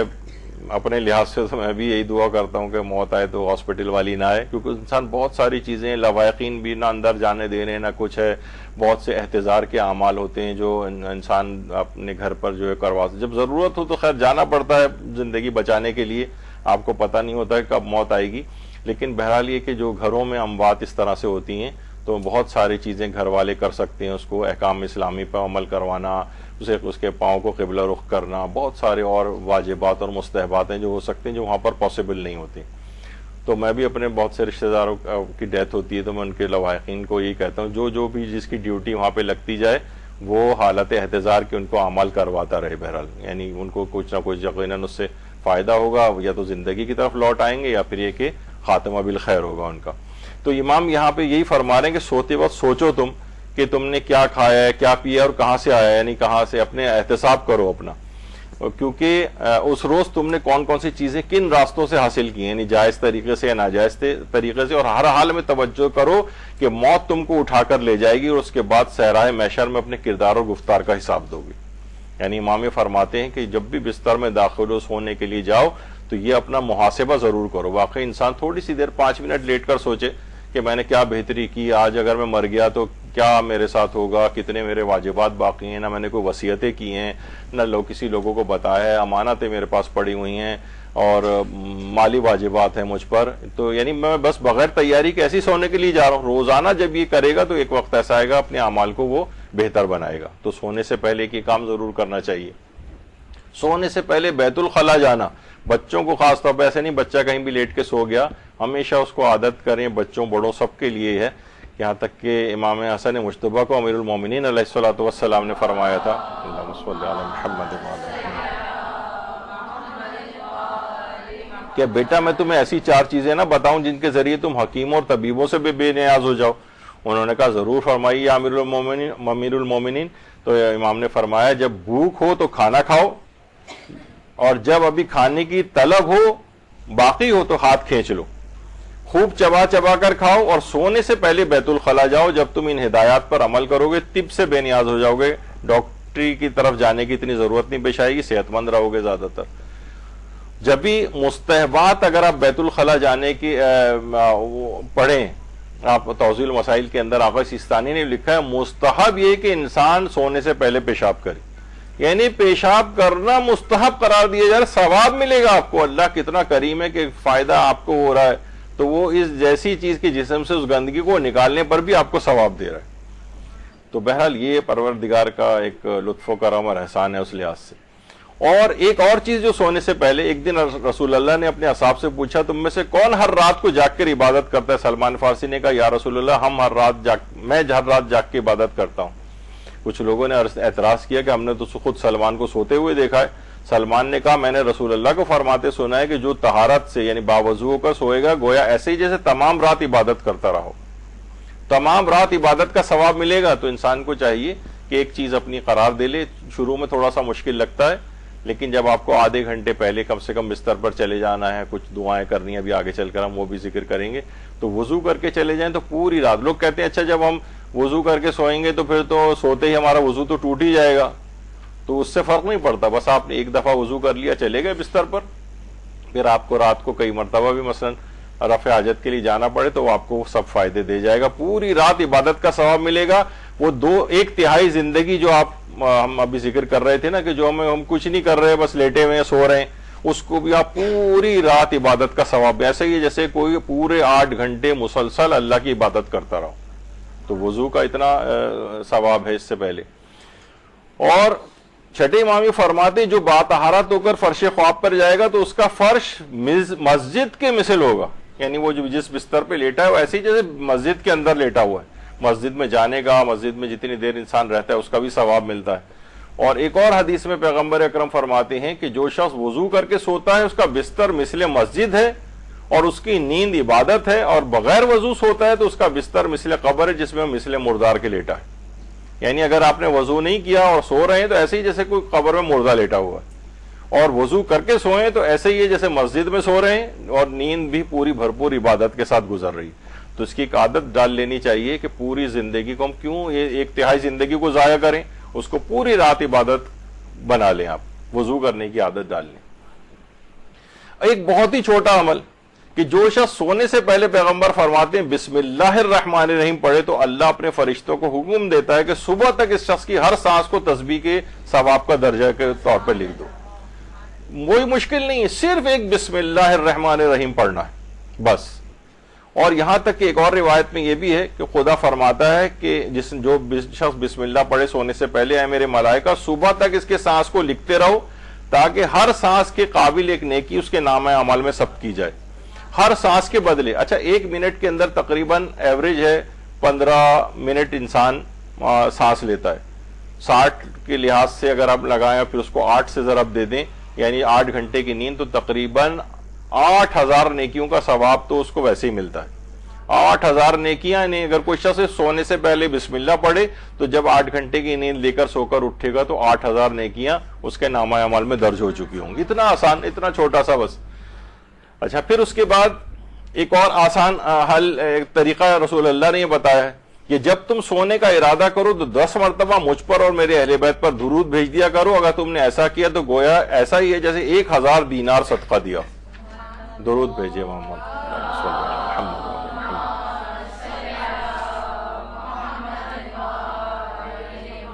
محاسبہ کیا, اپنا غور و فکر کیا 5 منٹ, بسم اللہ الرحمن الرحیم پڑھی, 10 مرتبہ درود پڑھا, ایسے ہی جیسے 1,000 دینار صدقہ دیا ہو. اچھا دیکھیے, درہم جو تھا وہ چاندی کے ہوا کرتے تھے اس زمانے میں, دینار سونے کا ہوا کرتا تھا. 1,000 دینار صدقہ, یعنی سمجھیں لاکھوں روپے صدقہ دے کے آپ روزانہ سو رہے ہیں, یعنی لاکھوں لوگوں تک, ہزاروں لوگوں تک امداد آپ کی گویا پہنچ رہی ہے, تو اتنا آپ کو ثواب ملے گا. پھر اس کے بعد فرمایا کہ جو شخص سونے کے لیے بستر پر جائے اس وقت اگر وہ 100 مرتبہ لا الہ الا اللہ پڑھے تو اللہ اس کے لیے جنت میں گھر بنائے گا 100 دفعہ. اچھا اب دیکھیے, بہت ساری چیزیں ایسی ہیں, یہ نہیں کہ ہم بالکل, یعنی جب وہ سونے والا فیز آپ کا 1 گھنٹہ آدھا گھنٹے کا شروع ہو جاتا ہے نا, تو آپ چلتے پھرتے آپ تیاری کر رہی ہیں, جو انسان واش روم گیا وہاں سے واپس آیا, اور سونے سے پہلے کی جو تیاری ہوتی ہے, نائٹ سوٹ پہن رہے ہیں اور فلاں, یہ سب اس کے اندر وہ اس کو آپ تو اس میں دیکھ لیں گے. اچھا جتنے بھی اعمال بتائے جائیں گے اس میں دیکھ لیں اپنے مطابق آپ کتنے کر سکتی ہیں, کیونکہ یہ مختلف بتائے گئے. ابھی تک تو دیکھیں چھوٹی چھوٹی چیزیں میں 100 دفعہ نہیں پڑھ سکتے ابھی تک, تو آپ 100 بھی اگر لا الہ الا اللہ پڑھنا چاہیں تو میرا خیال ہے 5 منٹ 7 منٹ بھی نہیں لگیں گے آپ کو, اس سے بھی کم میں ہو جاتا ہے. اور فرماتے ہیں پیغمبر اکرم کہ جب بھی کوئی بستر پر سونے کے لیے جائے اور سورہ قل ہو واللہ احد کو پڑھے تو خدا اس کے 50 سال کے گناہوں کو معاف کر دیتا ہے. یعنی صرف ایک قل ہو اللہ پڑھنا کتنا ٹائم لگے گا. بسم اللہ 1 دفعہ, 10 دفعہ آپ نے جو ہے وہ درود پڑھا, اور اس کے بعد پھر آپ نے لا الہ الا اللہ پڑھا, اور ہو سکے تو 10 دفعہ یا 100 دفعہ, اور اس کے بعد صرف 1 دفعہ سورہ قل ہو اللہ, 50 سال کے گناہ آپ کے معاف ہو جائیں گے. اور پھر مولا علی نے یہ بات فرمائی کہ جو شخص بھی سوتے وقت سورہ اخلاص پڑھ کر سوئے تو اللہ اس کی حفاظت کے لیے 50,000 فرشتوں کو مقرر کرتا ہے. 50,000 فرشتے, تو اس کی حفاظت پوری رات اس طرح سے رہے گی. اور یہ بھی فرمایا چھٹے امام نے جو بستر پر سوتے وقت 11 مرتبہ سورہ قل اللہ احد کی تلاوت کرے تو خدا اس کے گھر کے ساتھ ساتھ اطراف میں موجود دوسرے گھروں کی بھی حفاظت فرماتا ہے. تو یا تو 1 دفعہ پڑھ لیں سورہ قل اللہ, یا پھر 11 دفعہ پڑھ لیں سورہ قل اللہ, ہر صورت میں ثواب جو ہے وہ بڑھتا جائے گا. اور سوتے وقت اگر کوئی سورہ فلق کی تلاوت کرے تو اللہ اسے حج اور عمرے اور روزے رکھنے والوں کا ثواب عطا فرمائے گا.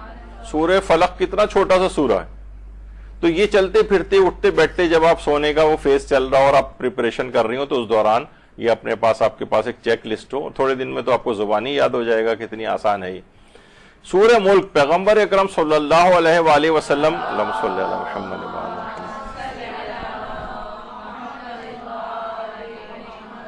ان کی سیرت طیبہ میں یہ بات ہے کہ روزانہ سونے سے پہلے سورہ ملک کی تلاوت کرتے تھے. 1 صفحے کا سورہ ہے, بہت چھوٹا سورہ ہے, دیکھ کے بھی پڑھا جا سکتا ہے.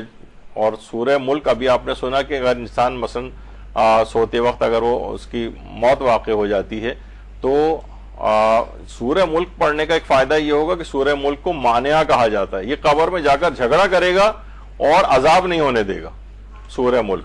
تو سورہ ملک کی اس لحاظ سے بڑی تاکید ہے. اور سورہ کافرون, قل یا ایھا الکافرون کے متعلق پیغمبر اکرم فرماتے ہیں کہ جب تمہارے بچے سونے کے لیے بستر پر جانے کا ارادہ رکھتے ہوں تو انہیں حکم دو کہ سورہ کافرون کی تلاوت کے بعد سوئیں تاکہ وہ ہر قسم کے شر سے محفوظ رہ سکیں. عام طور پہ بچوں کے ساتھ یہ ہوتا ہے کہ بچوں میں ایک چیز بڑی کامن ہے جسے نائٹ ٹیررز کہا جاتا ہے. سوتے ہوئے آپ نے دیکھا ایک دم سے روتے چیخ کے رونے لگتے ہیں, ان کو جتنا بھی جھنجھوڑیں آپ وہ کریں بہت, یعنی وہ جاگتے نہیں ہیں, بس وہ رو رہے ہوتے ہیں, ڈر رہے ہوتے ہیں. خیر یہ جیسے جیسے عمر ان کی آگے بڑھتی ہے, بلوغ کے قریب پہنچتے ہیں تو یہ نائٹ ٹیررز کم ہوتے رہتے ہیں اور کم ہو کے بالکل بھی ختم ہو جاتے ہیں. تو بہرحال اگر نائٹ ٹیررز سے بھی بچانا ہے کسی کو تو بچوں کو سونے سے پہلے سورہ کافرون کی تلاوت کروا دیا کریں تو ان کو انشاءاللہ وہ ڈر اور خوف جو سوتے میں ہوتا ہے ان کو وہ نہیں ہوگا. اور ایک اور بھی امام علی رضا علیہ السلام جو ہے فرماتے ہیں, اللہم صلی علی محمد وعلی محمد, کہ جو شخص بھی سوتے وقت آیت الکرسی کی تلاوت کرے تو اسے فالج کا خوف نہیں رہے گا. اچھا اتنا اور بتا دیا جائے کہ تقریباً عام طور پر جو 15% جو فالج ہوتے ہیں سوتے میں ہوتے ہیں. اچھا اس میں کمپلیکیشن یوں زیادہ ہوتی ہے کہ انسان کو سوتے وقت ہو رہا ہے تو وہ ڈیلیڈ، اس کا ٹریٹمنٹ بھی ڈیلے ہو جاتا ہے، ہاسپٹل پہنچنا ہاسپٹل میں، اور یہ کہ تو کمپلیکیشن اس کی زیادہ ہوتی ہیں.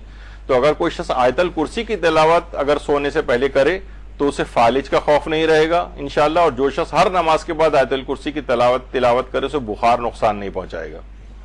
تو بہرحال سوتے وقت کے لیے آیت الکرسی ایک اور دیکھا آپ نے کتنے چھوٹے قل اعوذ برب الفلق، لا الہ الا اللہ، اور بسم اللہ الرحمن الرحیم، قل هو اللہ احد، آیت الکرسی، یہ تو ویسے ہی آپ کے اس میں ہوتا ہے آسانی.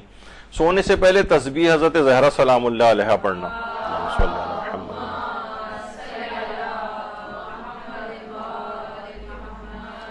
وضو کر کے سونا، اس کے بعد تسبیح پڑھنا، اس کی بڑی تاکید آئی ہے روایتوں کے اندر.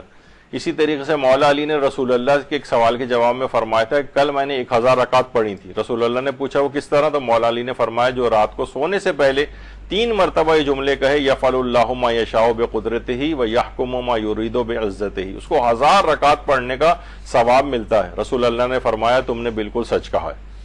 یعنی 1000 رکعت آپ اگر صرف اتنے چھوٹے سا جملہ اس کو صرف 3 دفعہ پڑھ لیں تو آپ کو 1000 رکعت ثواب پڑھنے کا ثواب ملے گا.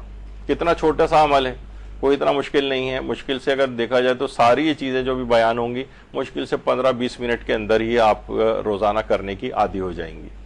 سورہ تکاثر کو اگر کوئی شخص سونے سے پہلے پڑھے گا پیغمبر فرماتے ہیں تو وہ قبر کے فتنے سے محفوظ رہے گا. ابھی آپ نے سنا کہ بہت سی اموات جو ہیں ناکٹرنل ڈیتھس جن کو کہا جاتا ہے، سوتے وقت جو ہو جاتی ہیں، تو وہ سورہ تکاثر اگر پڑھے گا تو قبر کے فتنے، یعنی قبر میں کوئی سے عذاب نہیں ہوگا، فشار نہیں ہوگا، کیونکہ وہ سورہ تکاثر پڑھ کے سویا. تو یہ سونے سے پہلے الہاکم التکاثر کا سورہ. اسی طریقے سے چھٹے امام فرماتے ہیں جو شخص سونے کے لیے بستر پہ جاتے وقت 100 دفعہ استغفار کرے، لا الہ استغفر اللہ ربی واتوب الیہ، تو اس کے گناہ اس طرح سے الگ ہو جائیں گے جیسے درخت سے پتے گرتے. یعنی یہ بھی دیکھا جائے بہت جلدی 100 دفعہ نہیں تو آپ 10 دفعہ پڑھ لیں، 1 دفعہ ہی کم سے کم پڑھ لیں، پھر آہستہ آہستہ جب جیسی سہولت ہو آپ کو اپنی بڑھاتے جائیں. اسی طرح پیغمبر فرماتے ہیں جو 3 مرتبہ سونے سے پہلے استغفر اللہ الذی لا الہ الا هو الحی القیوم واتوب الیہ کہے تو خدا اس کے تمام گناہوں کو معاف کرے گا، اگرچہ وہ دریا کی موجوں کے برابر ہوں یا صحرا کی ریت کے ذرات کے برابر یا دنیا کے دنوں کے برابر ہوں. اس قدر بھی اگر ہوں، اور 3 مرتبہ سونے سے پہلے اتنا چھوٹا سا جملہ اگر وہ پڑھ لے تو وہ اتنے زیادہ اس کے بھی اگر گناہ ہے تو پروردگار اس کو بھی معاف کر دے گا. اور ایک خاص دعا ہے جو شخص بستر پہ جاتے وقت 3 دفعہ یہ کہے تو یہ جو دعا لکھی، اب کیونکہ اتنا وقت نہیں ہے، اگلی کلاس شروع ہو جائے گی اس وجہ سے میں اسکپ کر رہا ہوں، تو آپ کے پاس ویڈیو میں موجود رہے گی، اسے دیکھ کر پڑھ سکتے ہیں. تو وہ اپنے گناہوں سے اس طرح نکل آئے گا جیسے اس کی کیفیت اس وقت تھی جب اس کی ماں نے اس کو جنم دیا تھا. ایک گناہ بھی اس کے اوپر باقی نہیں رہے گا. اتنے چھوٹا سے یہ 2 جملے 3 دفعہ صرف پڑھنے. ابھی تک آپ نے دیکھا کہ کوئی بھی بڑی چیز اس کے اندر نہیں آئی ہے جسے ہم کہیں یہ تو بہت مشکل چیز ہے، یہ تو ہم کر ہی نہیں سکتے ہیں. اسی طریقے سے سورہ واقعہ کو پڑھنا. سورہ واقعہ سونے سے پہلے اگر خاص طور پہ انسان پڑھے تو ہمارے 5ویں امام محمد باقر علیہ السلام فرماتے ہیں کہ قیامت کے دن اس انداز سے خدا کے سامنے آئے گا کہ اس کا چہرہ 14ویں کے چاند کی طرح چمک رہا ہوگا، سب سے زیادہ نورانی ہو کر وہ روز قیامت محشور ہوگا. سورہ واقعہ. اور سورہ واقعہ رات کے وقت ویسے بھی وسعت رزق کے لیے بھی بڑا مجرب ہے. اور امام زمانہ علیہ السلام کی زیارت کے لیے چند سورہ. اللہم صلی علی محمد وعلی محمد. 5 امام فرماتے ہیں جو سونے سے پہلے سورہ ہائے مسبحات، یعنی وہ سورے کے جو سبح، سبح، یسبح سے شروع ہوتے ہیں، یعنی وہ 6 سورہ ہیں. سورہ حدید، حشر، صف، جمعہ، تغابن اور سورہ اعلی، یہ سب چھوٹے چھوٹے سورہ ہیں. تو اگر ان کی تلاوت کر کے سوئے تو امام عصر علیہ السلام کی زیارت سے مشرف ہوئے بغیر نہیں مرے گا، اور بغیر زیارت کیے مر بھی جائے تو وہ رسول اللہ کے جوار اور پڑوس میں رہے گا. تو اس میں سے بھی دیکھ لیں اگر کوئی شخص، یہ سب چھوٹے چھوٹے سورہ ہیں، ان میں سے کوئی 1 سورہ 2 سورہ جتنی جس کی توفیق ہو ہر شخص کی ظاہر اختصار پسندی نہیں ہوتی، اور دیکھیے ویسے بھی عالم آخرت ہم ذکر کر چکے ہیں کہ جہاں ہمیشہ ہمیشہ رہنا ہے، اس اونگ والی زندگی کے لیے اتنی تگ و دو، دن پورے 24 گھنٹے اس کے اندر لگا دیتے ہیں ہم، اور ذرا سا یہ آ جائے تو سب ٹائم کیلکولیشن شروع کر دیتے ہیں، کوئی دعا پڑھنی پڑے تو صفحات گنتے رہتے ہیں اب کتنے صفحات باقی رہ گئے ختم ہونے میں. تو بہرحال یہ ایک لیزی اپروچ جو ہے اس میں آ جاتی ہے. حالانکہ 6 سورے چھوٹے سے سورے 10-15 منٹ میں بھی ہو سکتے ہیں. اور روایات میں یہ بھی آیا ہے کہ 10 آیتوں کی تلاوت کرے تو اس کا نام غافلین میں نہیں لکھا جائے گا سونے سے پہلے. جو شخص 50 آیتوں کی تلاوت کرے تو ان ذاکرین میں اس کا نام لکھا جائے گا، اور جو 100 آیتوں کی تلاوت کرے اس کا نام قانتین میں لکھا جائے گا، جو 200 آیتوں کی تلاوت کرے اس کا نام خاشعین میں لکھا جائے گا، 300 آیات کی تلاوت سعادت مندوں میں لکھا جائے گا، 500 آیات کی تلاوت اگر کرے تو اس کا نام عبادت گزاروں اور پرستش خدا کرنے والوں میں لکھا جائے گا. جو 1000 آیات کی تلاوت کرے وہ ایسا ہے جس نے کثیر مقدار میں سونا رائے خدا میں دیا ہو. اچھا، اس میں 96 آیات کا سورہ تو صرف سورہ واقعہ ہی ہے، مشکل سے 3 منٹ بھی نہیں لگتے اس کو پڑھنے میں. تو اس طرح سے کر کے انسان اگر اس سے پہلے جو سورہ ان سب کے بھی اگر آپ کیلکولیٹ کر لیں تو اچھے خاصے آپ کسی نہ کسی حد تک اس میں 200-300 آیات کی حد تک تو انسان سونے سے پہلے جا ہی سکتا ہے. اچھا، اس کے بعد روزانہ سونے سے پہلے معصومین کی زیارت کا ایک عمل ہے جو آیت اللہ جواد ملکی تبریزی جو امام خمینی کے بھی استاد تھے، وہ کہتے تھے کہ میں نے یہ جو 6 آیات ہیں سونے سے پہلے جو ان 6 آیات کی تلاوت کر لے، اس کا ہم نے پوسٹ بھی بنائی ہے، تو اس سے روحانیت بھی بہت زیادہ قوی ہوتی ہے. اور وہ فرماتے ہیں کہ میں نے ان آیات کی روزانہ سونے سے پہلے تلاوت کے ذریعے معصومین کی زیارت کا شرف بھی حاصل کیا ہے. اور اس کے ساتھ ساتھ ان کا جو رسالہ ہے لقاء اللہ، اردو ترجمہ بھی اس کا ہو چکا ہے جواد ملکی تبریزی کا، اس کے ساتھ فرماتے تھے کہ ان 6 آیات کے ساتھ ساتھ تسبیح حضرت زہرا، آیت الکرسی اور سورہ اخلاص کو 3 مرتبہ یا 11 مرتبہ بھی پڑھا جائے. تو یہ روحانیت بھی آپ کی قوی اور مضبوط ہوگی سونے سے پہلے، اور معصومین کی زیارت کا شرف بھی حاصل ہوگا. اور آخر میں حضرت زہرا سلام اللہ علیہ، اللہم صلی علی محمد و آل محمد سے روایت ہے، وہ فرماتی میں سونے کے لیے بستر بچھا رہی تھی کہ میرے والد اکرم رسول اللہ تشریف لائے اور فرمایا فاطمہ اس وقت تک نہ سونا جب تک کہ 4 عمل انجام نہ دے لو. نمبر 1، قرآن مجید کو ختم کر لو، انبیاء کو اپنا شفیع بنا لو، مومنین کو، تمام مومنین کو خود سے راضی کر لو، اور حج و عمرہ بجا لاؤ. اس ارشاد کے بعد رسول اللہ نماز میں مشغول ہو گئے. پس میں نے نماز سے آپ کے فارغ ہونے کا انتظار کیا. جب آپ نماز سے فارغ ہوئے تو شہزادی نے عرض کیا یا رسول اللہ، آپ نے جن 4 چیزوں کا حکم دیا یہ تو میرے بس سے باہر ہے، میں کیسے ان کو بجا لاؤں؟ تو آپ نے مسکراتے ہوئے فرمایا جب تم 3 مرتبہ سورہ توحید پڑھو گی تو گویا پورا قرآن ختم کرنے کا ثواب ملے گا. مجھ پر اور مجھ سے پہلے والے انبیاء پر صلوات بھیجو گی تو وہ سب انبیاء قیامت میں تمہارے شفیع بن جائیں گے. مثلا اس میں اگر یہ کہا جائے اللہم صلی علی محمد و آل محمد و صلی علی جمیع الانبیاء والمرسلین، یہ اگر کہہ دیا جائے، یعنی سب کو اس میں شامل کر لیا جائے، تو ایسا ہی ہے، وہ سب کے سب انبیاء قیامت کے روز تمہارے شفیع شفاعت کرنے والے بن جائیں گے. اور جب تم کہو گی مغفرت طلب کرو گی مومنین کے لیے، اللہم اغفر للمومنین والمومنات کہہ دیں، تو وہ سب کے سب تم سے راضی ہو جائیں گے. اور جب تم تسبیحات 4 سبحان اللہ والحمد للہ ولا الہ الا اللہ واللہ اکبر کہہ کر سو گی تو گویا حج و عمرہ بجا لانے کا ثواب ملے گا. یعنی حج و عمرہ بجا لانے کا ثواب، سارے انبیاء کو شفیع بنا لیا، پورے قرآن کو بجا لایا، تمام مومنین کو راضی کر لیا، دیگر اپنے پچھلے جو وہ چیزیں سونی 50 سال کے گناہ یا دریا کی موجوں کے برابر بھی گناہ ہے وہ بھی معاف ہو گئے. اور آپ نے دیکھا کتنے چھوٹے چھوٹے سے ہیں سارے، اور بس صرف ایک وہ ذرا آپ کو نسبتاً بڑا لگا ہوگا سورہ ہے مسبحات، 6 جو سورہ ہیں وہ بھی سب چھوٹے سورہ ہیں، ان میں جتنے بھی انجام دے سکیں تو اگر اپنے تو کیا ہوگا کہ وہ 1/3 زندگی جو 20 سال کم سے کم بھی کسی کو وہ سو کر گزار رہا ہے تو بھرپور طریقے سے، بہترین طریقے سے پوری عبادتوں کے ثواب لے کر اپنے نامہ اعمال کو وزنی کر کے سوئے گا. تو یہ ابھی آپ نے دیکھا جب ہم نے اس کو الگ سے ایک موضوع بحث لے کر آئے، اور یہ بھی آپ نے دیکھا کہ درس نمبر 1 تھا، محتاط اندازے کے مطابق اس پہ 3 درس ہوں گے، اور میں کچھ کہہ نہیں سکتا، اگر کچھ اہم چیزیں رہ گئیں تو 4تھا درس بھی جا سکتا ہے، لیکن کوشش کریں گے کہ 3 پر تو ختم ہو ہی جائے. تو لیکن کیونکہ اتنی زیادہ چیزیں اس کے اندر اسلامی، ابھی آپ نے دیکھا کتنی احادیث آپ نے سنی، کتنے احکامات آپ نے سنے، اور سونے سے پہلے اگر ایک چارٹ بنا لیا جائے اور ایک چیک آؤٹ ایک لسٹ بنا لی جائے تو آپ خود بھی اس کو آپ دیکھتی جائیں گی کہ پوائنٹ آؤٹ کر کے کہ کون کون سی چیزیں میں نے انجام دے لی ہیں، اور تھوڑی ترقی بھی کریں۔ کبھی آپ نے دیکھا کہ سورہ مصبحات میں 2 میں نے پڑھے تو آج 3 پڑھ کے دیکھتی ہوں، تو بہرحال اس سے کیا ہوگا کہ بھرپور طریقے سے اس زندگی کو جو آپ نے سو کر ویسے ہی ضائع کر ہی دینی تھی، بس ایک جسمانی ضرورت تھی کیونکہ ہمیں سونا تھا ورنہ ہمارا جسم صحت مند نہیں رہے گا، تو اب اس کو پورا کا پورا آپ نے اس لحاظ سے عبادت کے طور پر گزار لیا جائے گا، اور انشاءاللہ میدان عمل میں جب آخرت میں پہنچیں گے، بلکہ آپ دیکھیں گی کہ جب جاگ رہی تھی آپ اور 16 گھنٹے کی جو آپ کی نیند تھی، 16 گھنٹے جو آپ جاگ رہی تھی، اس میں آپ نے اتنے اعمال انجام نہیں دیے جو کہ سونے سے پہلے والے کر کے آپ نے فوائد حاصل کر لی۔ تو ایک بھرپور طریقے سے اپنی زندگی جاگنے کی صورت میں بھی، اور انسان جب سو رہا ہو اس وقت بھی اس انداز سے، تو اگر اس میں اگر مر بھی گئے بالفرض تو بالکل راحت اور آرام کے ساتھ ایک بہترین مرحوم و مغفور ہو کر دنیا سے جائیں گے، جو آپ نے اس کے اندر جو بھی طریقہ کار جو سنے۔